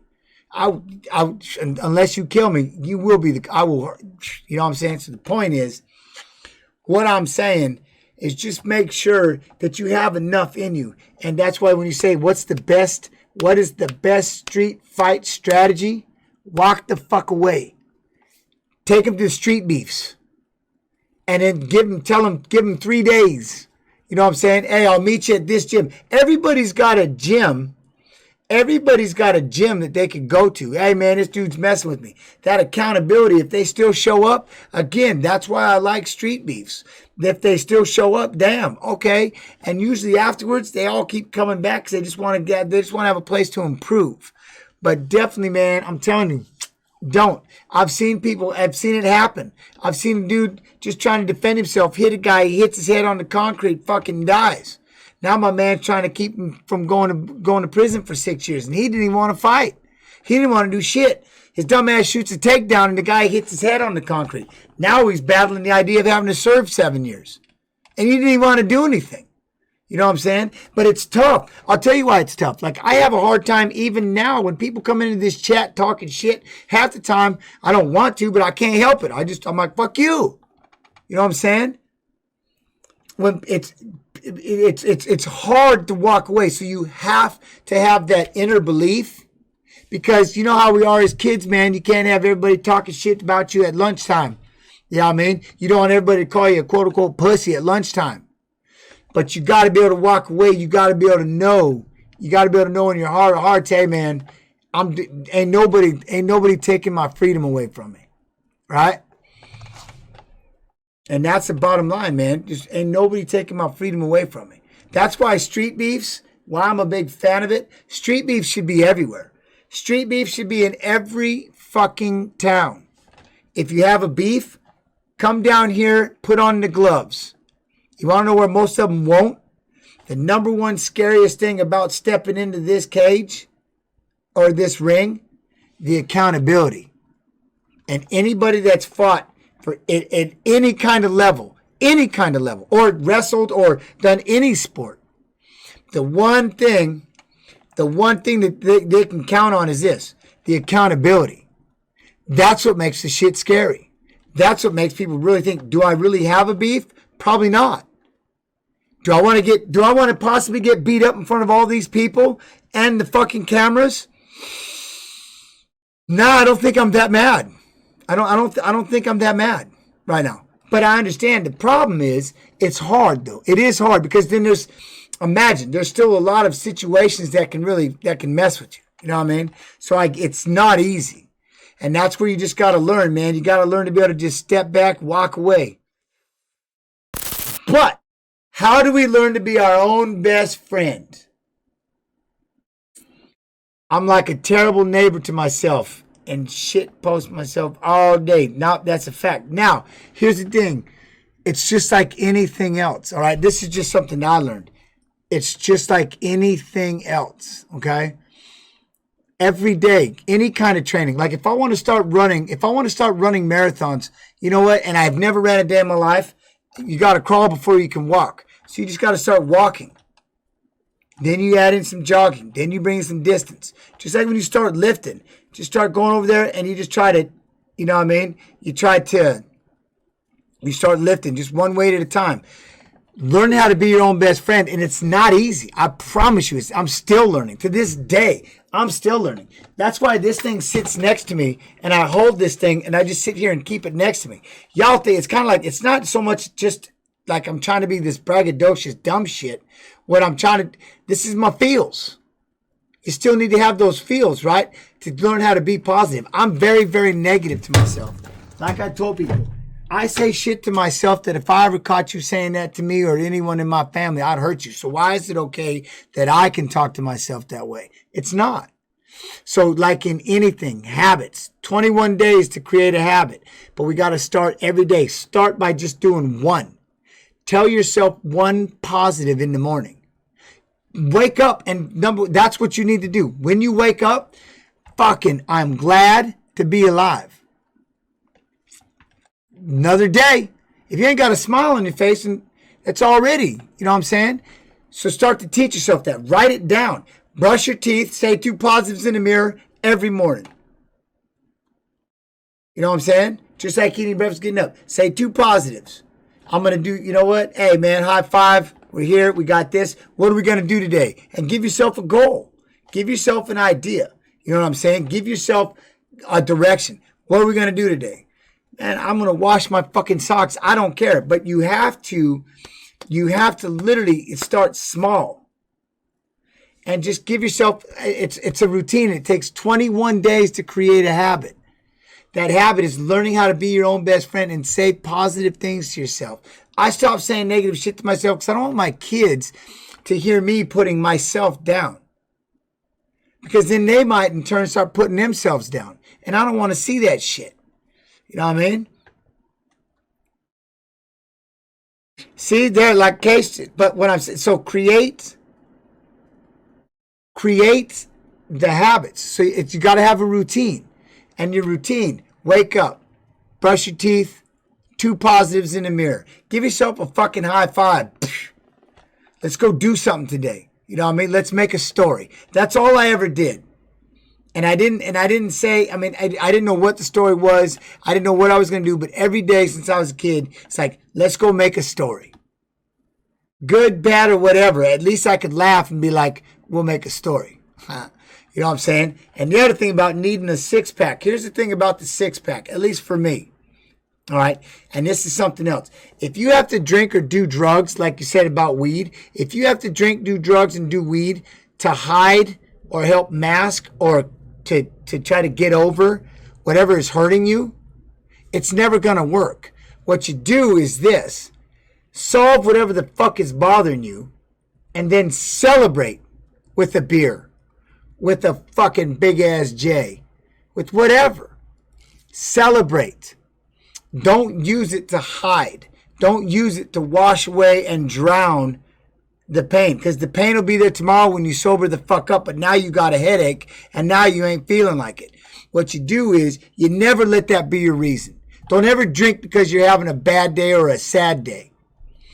fix the bad day, put a smile on your fucking face, and then celebrate that by having a beer. And if you don't have anything to celebrate, then you don't get to do shit until tomorrow and go out there and do something that you can celebrate. Even if it's something as simple as, let's make a story today. Let's put a smile on somebody's face. Let's say 2 positives to ourselves and have a fucking toast over it. But it's that simple. Learning how to be your own best friend is the hardest thing in the world. You know what I'm saying? It's literally the hardest thing in the world. We'll knock people out if they were to say that shit to your mom, to your family, to your friends. Dude, I'll floor you.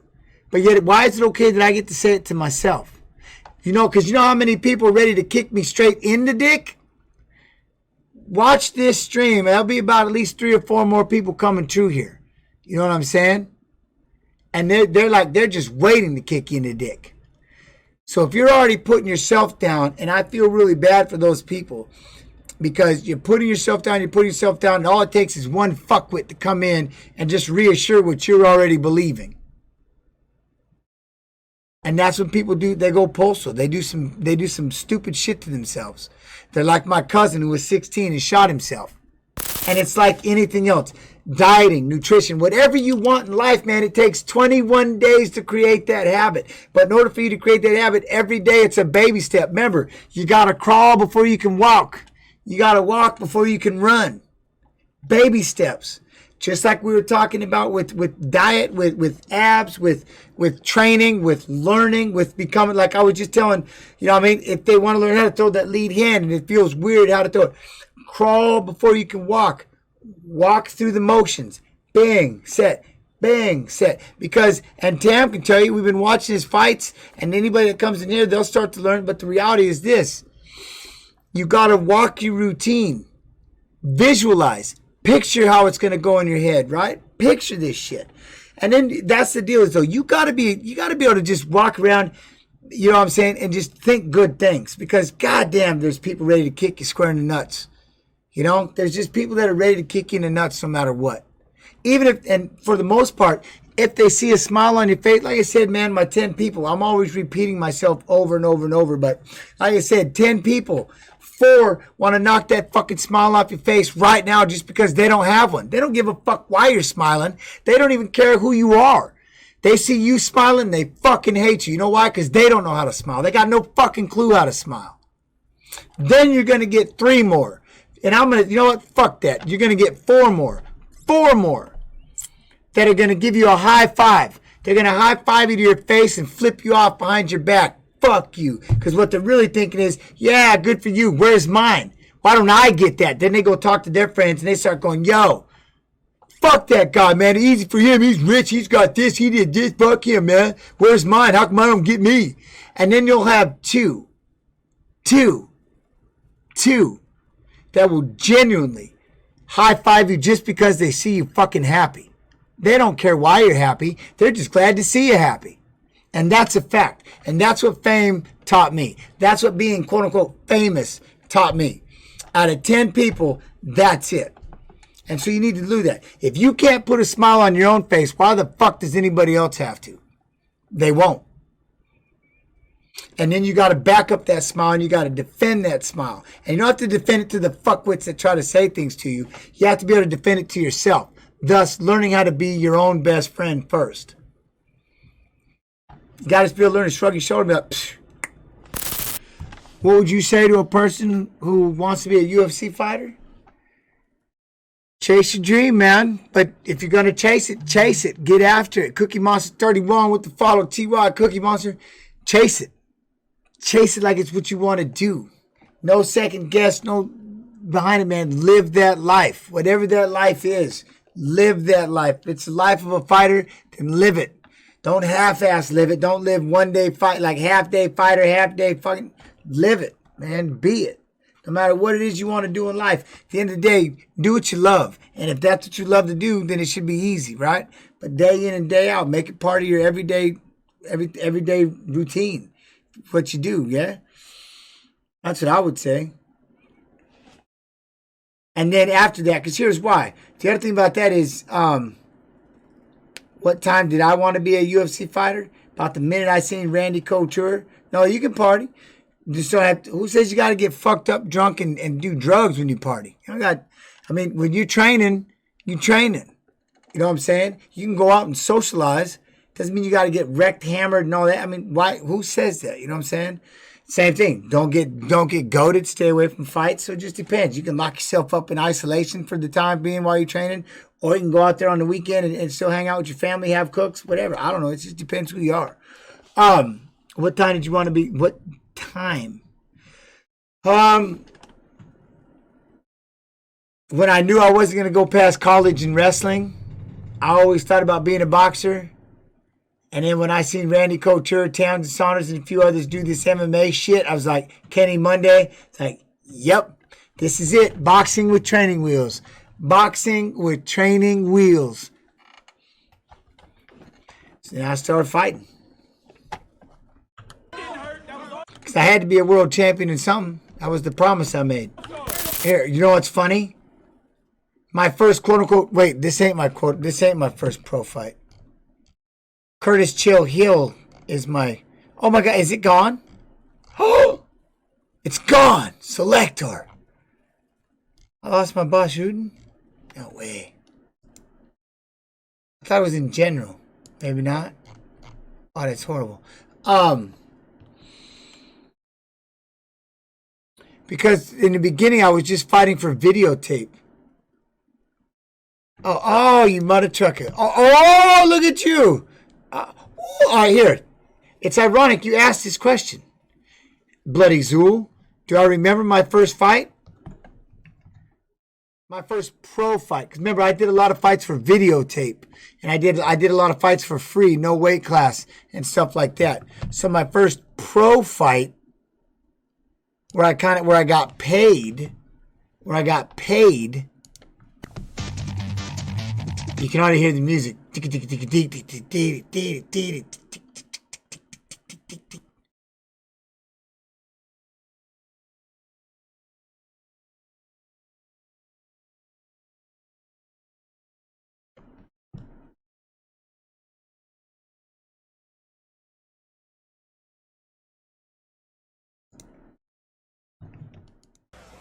1999 Bass Fruit Invitational Valentino competition. This is our first lightweight bout. This is it. This is when they told me, hey, by the way, we want you to punch and show people you're well-rounded. We want you to strike. I'm like, what? We didn't fucking train this. He says, train it. He goes, just get out there and do it. I was like, okay. In the red corner, he is 5 feet, 7 inches tall. Oh, Kaiser, we don't talk about college gens. We don't talk about the street fights and my infamous church fight and shit I did in high school and stuff. That, like I said, there are rumors and myths about me fighting in towns I've never even. We all got to start somewhere, Eric. But there were rumors about me in my state fighting in towns I've never even been to ever. But I had, because I was a decent wrestler, but my church fight was it was infamous. I thought that's what everybody did. So the senior was fucking with me, and I said, oh yeah, meet me at the church. I keep telling the same stories, but those of you that got to hear this, you know what people ask. So I appreciate people coming and asking. And I say, I go, meet me at the church. So then we had to spend the entire day. My little brother Scotty Gurgle yells, just over church fight at the church. And everybody, it would just spread throughout the entire day.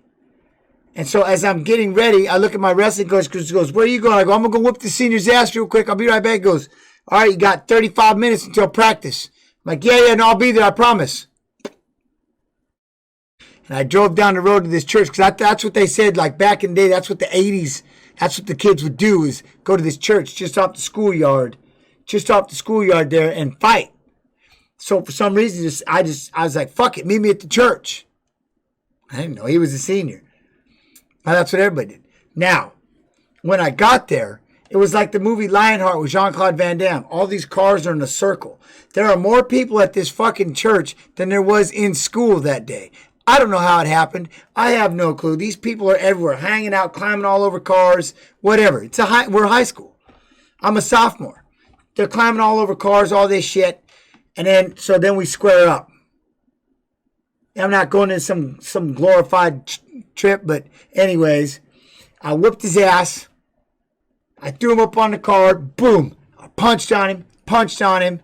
He said he was done. I do remember this, though. I threw him up on the car, and his girlfriend was in the car, and I looked up at her, and I started smiling, and I hit him again. And then people couldn't contain themselves. Somebody pushed somebody. People started getting crazy. I said, I got to go. So I just left. Now, here's the part where I'm not the smartest sophomore in high school. Okay? I can tell you why it was on a Wednesday. I know for a fact it was on a Wednesday. You want to know why it was on a Wednesday? Because I had to go to the state fucking tournament in 2 days. And I'm out there street fighting like a fuckwit 2 days before the state tournament. And I go on to win the state title. I'm that stupid. But I had a chip on my shoulder, and I had to prove to somebody. So I drove down to church, beat his ass, made it back to practice, and went on to be the state champion 2 days later. Or 3 days later on Saturday. Yeah. Now keep in mind, you see this 158 pounds down here, right? See this 158 pounds?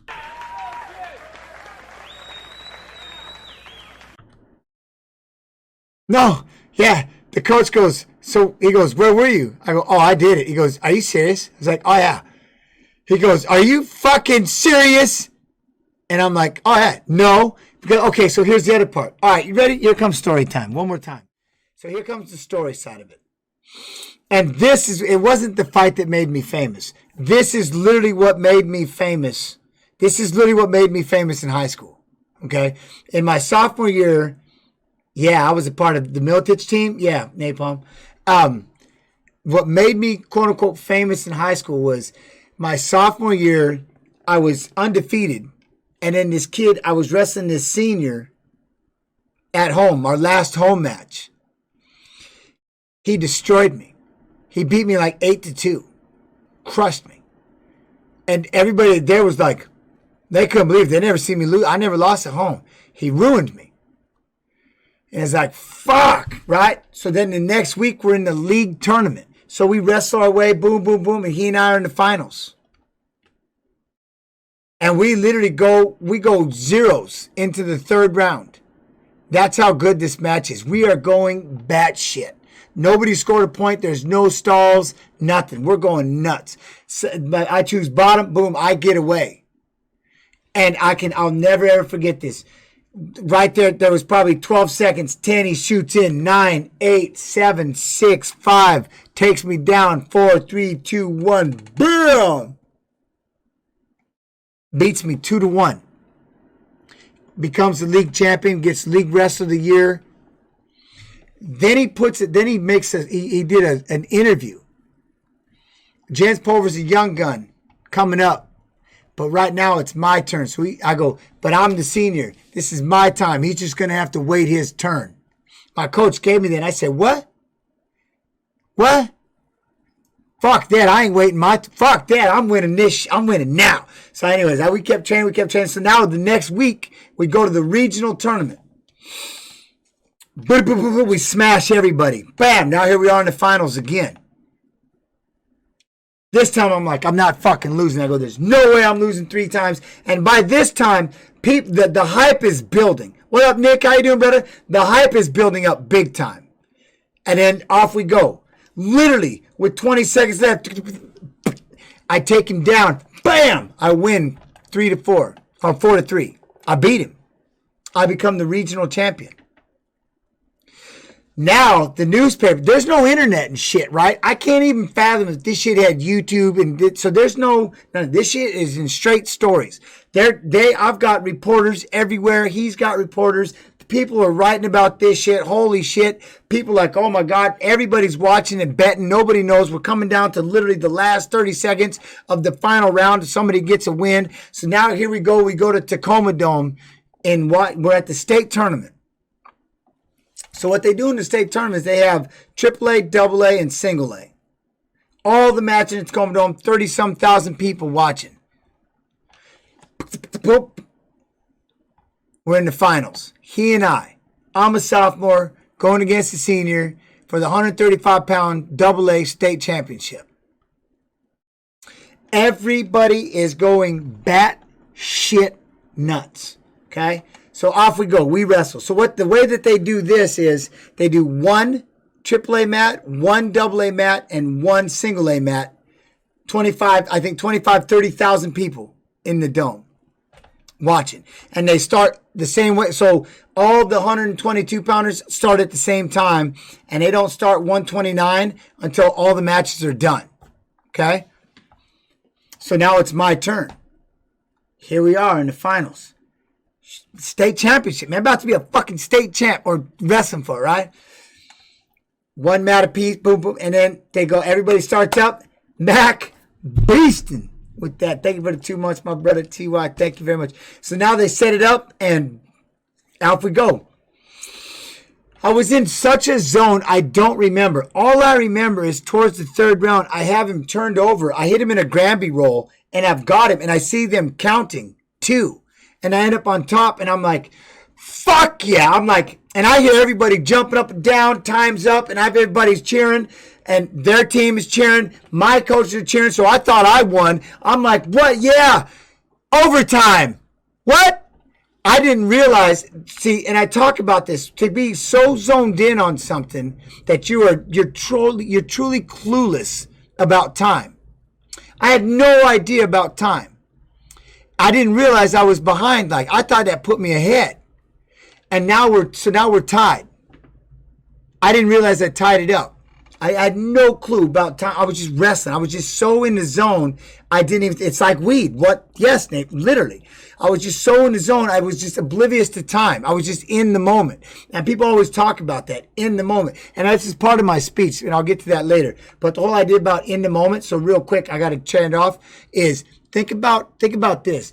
If you're doing what you're passionate about and you get lost in the time, and it's like Napalm says, quote unquote, weed, and it's like your weed, it's your drug. You know how people say, like, my computer science is my drug, gaming is my drug, building. It means you're doing what your passion, what you love, and you can just get lost into it, right? Sitting there making music, whatever it is, you just get lost in it. Time is oblivious. You can't have adrenaline. Time is oblivious. And all of a sudden it slows everything down. So to imagine if you could live like that and you're doing something that you love for like the rest of your life, and time just becomes oblivious. You're just so content with what you're doing that you don't really think about time at all. It's a crazy feeling. Anyway, so here we're wrestling, and so now we go into overtime. But the difference about overtime at this time is it's 3 1-minute rounds. It's not first person to score. That's how it becomes later. First person to score wins the match. This is 3 1-minute rounds. Now here's where it gets fucking batshit. Everybody else is done. So now it's just he and I out there, 25,000 plus. They can't start the next matches until we finish. All the other matches are done, just like it's supposed to have happened. He beat me however long, a month and a half ago. He beat me in the dual match. We wrestled in the league tournament. We cleaned house, wrestled in the regional tournament. Here we are in the state tournament. Everybody's betting. It's like the greatest one to bet on, everything. And here we are now, and it's just us. Nobody else. I get a takedown in the first round. Second round, I escape. He scores a point. Third round, I escape. I hit a Japanese wizard, flip around, good around his back. I'm a fucking state champ. I'm a state champion. And that is how I got my quote unquote high school fame. because it was such a back and forth, crazy ass match. Yeah, I mean, everything was it was just so batshit to have that kind of battle with somebody. Whom, by the way, later on when I was fighting and stuff like that, I went to a naval base. And sure as fuck, I see this brother walk up to me, and I'm like, and he just looks at me, he starts nodding, I go, shut the fuck up. And he's like, I'm going, you got to be kidding me. And it was Lennox Morris, the dude I wrestled in high school. It was so cool, man. Everybody sat back and just went, shut the fuck. Everybody went crazy, you know what I mean? It was dumb, man. And I got in a street fight 2 days before the state tournament. Because I had to prove to this senior, you know what I mean? People say, why'd you do it? I'm like, fuck him, that's why. I had a chip on my shoulder. All right, so to get back to what we were talking about, first fight. So my first quote-unquote pro fight ever is this one, the Boss Newton Invitational in 1999. Like I said, I did a lot of other fights, but they were for no money, and they were just for videotape because, I mean, like that videotape you put up here on your shoulder and hold that camera, and you got to look through the eye hole, thing like that. Huh? Do you think it helped, Duke? No. They were two separate matters. Wrestling was my life. It was my livelihood. It was like my mama said, you think you going to college, you better get your ass a scholarship. I'm like, you're right. You know what I mean? My mom was ended up raising 4 kids. They had an abusive piece of shit for a husband, right? I mean? So anyway, he wasn't going to get no help from that fuckwit. So like, you want to get to college, you better be a scholarship. I got you, Mom. I got you. So that's what I did. But the street fight, see, that's a different thing. That was the so my sophomore year was the year that the police came, got my dad, took his ass out of here, you know what I mean, and got rid of him. And so now I'm on my own. And before anybody says anything, I had somebody say this once about, they would say, why your mom stuck around? You know, why did they stick around? What happened? Man, my mom was 19 years old when she had me. You know what I'm saying? We were just trying to figure shit out. You know, period. We were just trying to figure shit out. And, you know, and of course they loved each other. And he could say, you know, and just be, you know, you have that, I wish it would. If only it could be better. And sometimes they tell you it's going to be better. Everything will be okay. And you believe it for a little bit, right? So what makes the sad part of the story is it took an 8-year-old kid, my baby brother Abel, to call the police. And when the police showed up, they took him. Oh, you could see the ass whoopings. We was fighting. Everybody was throwing down.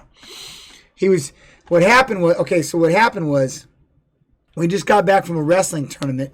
My dad showed up, and he had stole the van, so my mom was all sad and crying, and she was like, oh my God, you know, and my dad stole the Suburban, and then he showed up.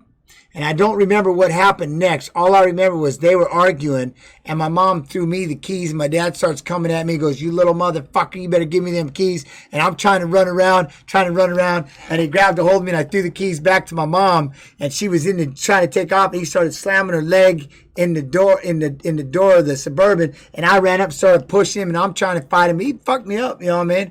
And so I'm trying to fight him, and my little baby brother was just freaking out, so his ass just said 911, blip, and they showed up, and they took him away. So it took an 8-year-old kid to break the cycle. You know what I mean? But I hear people from time to time, why didn't your mom just leave? It's not that easy. It's not that easy at all. They worked together at the racetrack, and they had a business together. A lady's got to try to pick up, leave, take 4 kids, and out the house you go. You know what I mean? It's not that easy.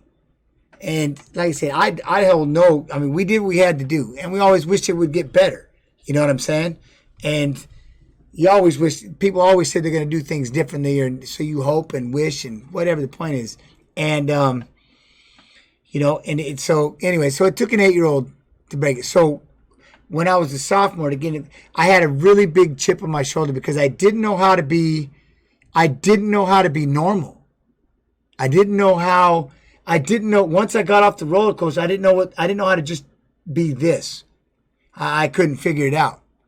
And so I had all this confusion and all this shit in my head. And so that's why I was like, I wanted to see the smile on my mom's face. So I kept wrestling because I knew that was the only way that I could make her, you know, just that people would go up to her and thank her and tell her how good her kids did and shit. So I was addicted. My baby brother followed my lead, so I had to be a good example.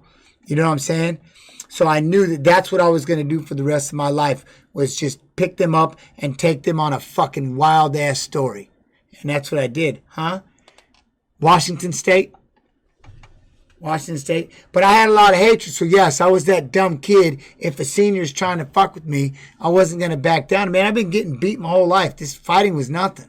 You know what I mean? So here I am. Yeah, I'm fighting him, and I started to win a state title 2 days later. But I digress. I mean, I'm an idiot. You know? 169. See, 169. So what I was getting at, you notice how I weighed 158? And you see how these guys weigh 169 pounds? So if you're new here, some of you see this already, but this is because, and so this is where I'm going to be. This is me creating the 155-pound division. And it started in this tournament. It started with this fight. John Peretti is the matchmaker for the UFC, owned by SEG and Art Davies. I had to fight at 170 pounds, no time limit. So I ate whatever I could. I wrestled at 141 pounds in college. So I was weighing 158 pounds. I'm fighting at 170 right now. Remember, this is how the 155-pound division started, and I'm the one who started, and this is where, right here, this fight right here makes John Peretti go, holy fuck. The Pulver gets the throw, and Curtis finds himself against the fin. I'm just a straight Boise State wrestler. This is all I do. He's trying to defend a takedown right now. Pulver has a good foundation there. He does. Both fighters extremely athletic at this point. A lot of energy. Looking big ass wrestling shoes and shit. But I think that Pulver is trying to pull his hands away right now. I'm going to pull this hand. I'm going to hit him with the dip. Oh, you dick. Throws a right hand. Fighters measuring each other up. Curtis trying to remain relaxed. He's doing a good job. Keeps the face relaxed. But again, when he comes in low like that, Pulver throws him against the fence. So Curtis has to watch out for his base. Good. And a left hand puts Curtis down. Left hand right into the jaw, but the referee does not stop the match because Curtis. Did you see that? Pulver coming out with some good hands. Oh, I forgot it was a big ass. Up right now. I was crossing. You see that little dip? Curtis finds himself against the fence. Watch. Change it up. Pulver has a good foundation there. He does. Both fighters extremely athletic at this point. A lot of energy. Looking a little bit tense, but okay, right here. See, look, I'm creating space. And then watch his weight. See this hand?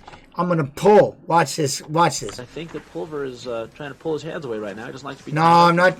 Like, okay, so. God, it really went back. Hold on. Fighters measuring each other up. Curtis trying to remain relaxed. He's doing a good job. Keeps the face relaxed. But again. All right, here it comes. This. So right here. Now I'm going to rip. When he comes in low like that, Pulver throws him against the fence. So. This side. This side. Curtis has to watch out for his base. All right, see how he's over. Okay, there it is. See how he's pushing so hard against this shoulder right here. We're hand fighting. I'm going to watch my footwork. Watch this. I'm just going to pull that shoulder. Boop. Move that foot, and I plant and just throw the left hook. Good.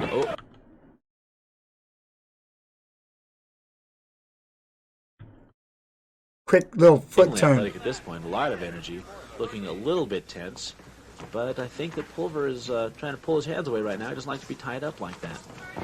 Fighters break away, and Chill throws a right hand. Fighters measuring each other up. Who's yelling down in front? Down in front. Good job. Keeps the face relaxed. God, all right, no more rewinding. I go way too far back. Pulver throws him against the fence, so Curtis has to watch out for his base.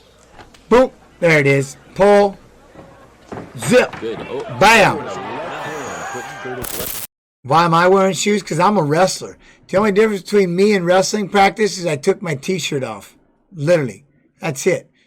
This is in 1999, man. I got no idea. He's in bad boy shorts. He's like a grappler or something. I'm a wrestler from Boise State University. I got no clue. They just said start fighting. I just started beating people up.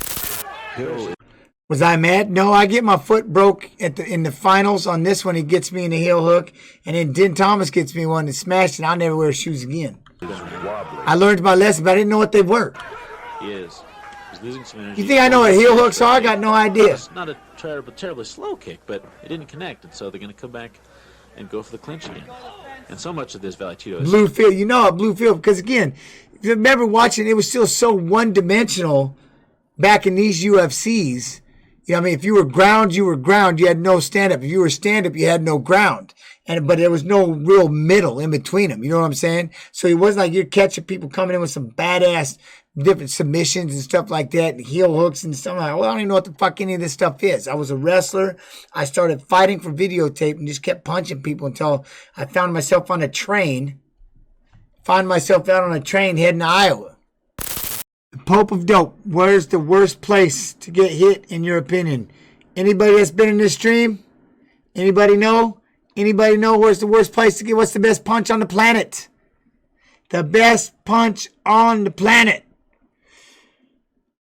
Liver. Left hand to the liver. Left hand to the liver. Sonar.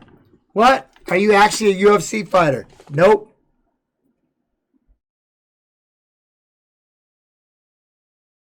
Nope. Not retired though. This is all cool, but thank you, Spook Can Shoot. Thank you so much for saying that. I needed that. This is all cool, but I don't know why dudes go through the fights instead of just fighting inside the cage and making it official to do something with actually. Well, because they're at that level that they don't necessarily. There was a time when I'd walk around with boxing gloves and go to the garages and just sit there and just test it to even see if it's something I want to do. Don't necessarily know if I want to get into fighting altogether, but I wouldn't mind trying to test myself and having a competition I could do it at. Having a place where I won't go to jail. Not trying to be a street fighter, but I wouldn't mind being a fighter. I'm kind of down with the idea that we got coaches and corners. We can go to a gym. We can come out here. We can train. And the reality is this. Like this fight here. 1,392,998 views. There ain't an amateur alive that's going to ever get that many views. Ever. Not in any fights you're talking about. There's more people watching this shit than there's ever any fucking amateur in MMA. Me, I'm sitting right here. As you go ahead and chill, see if you like it, have some fun, and just do it. Keep your ass out of jail and give yourself something to work forward to. Do you need to go to a gym? Why? Do you need to go into the pro circuit? Why? This is a good way to find out if that's even a direction that you want to go. Right now, you just want to have a place that you can experience it and have some fun. That's why they do it. But I'm just saying, that's why, so for me, that's why I'm a spokesperson for Streetbeefs. That's why I chose, that's the level that I want to be at in this game is Streetbeefs. If they want to go after this into the actual world of MMA, they got a coach. This coach has got a few world titles. This coach knows what the fuck he's doing. This coach sees that, you know what they're getting by doing this? Here's what they're getting by doing this. The anxiety. Anybody can go to the gym and spar the same three people over and over and over and over until they get so comfortable with each other, it just becomes fun and games. You add a crowd, you add a camera, and you bring in somebody you don't know, and you've just created anxiety. You've just created what it's like to fight in a real fight, in a cage, in the official fight. And so you're out here experiencing all that. Skills can be adjusted and learned later. But the hardest part, the guts and the fucking anxiety and the ability to hold yourself accountable, they're achieving right here in this yard long before they ever decide if they're going to do it. So, I mean, you're telling people to go into the amateur circuit, which are pro rules. You just don't get paid. What the fuck's the difference? Literally, what's the difference? 1 million people watch my man do this. He can go do this for 7 or 8, 9, 10 fights. He'll have more amateur fights than the majority of the motherfuckers coming out of MMA now because it's pro rules. But that's why I like this level, because they're at that choice where they can choose to do something for themselves, give them an avenue that keeps them out of the streets, gives them a goal, gives them the reason to train. Ask again, Striking Viking, why he sits down and he built his own gym in his backyard and he's training and lifting and he's doing stuff like that.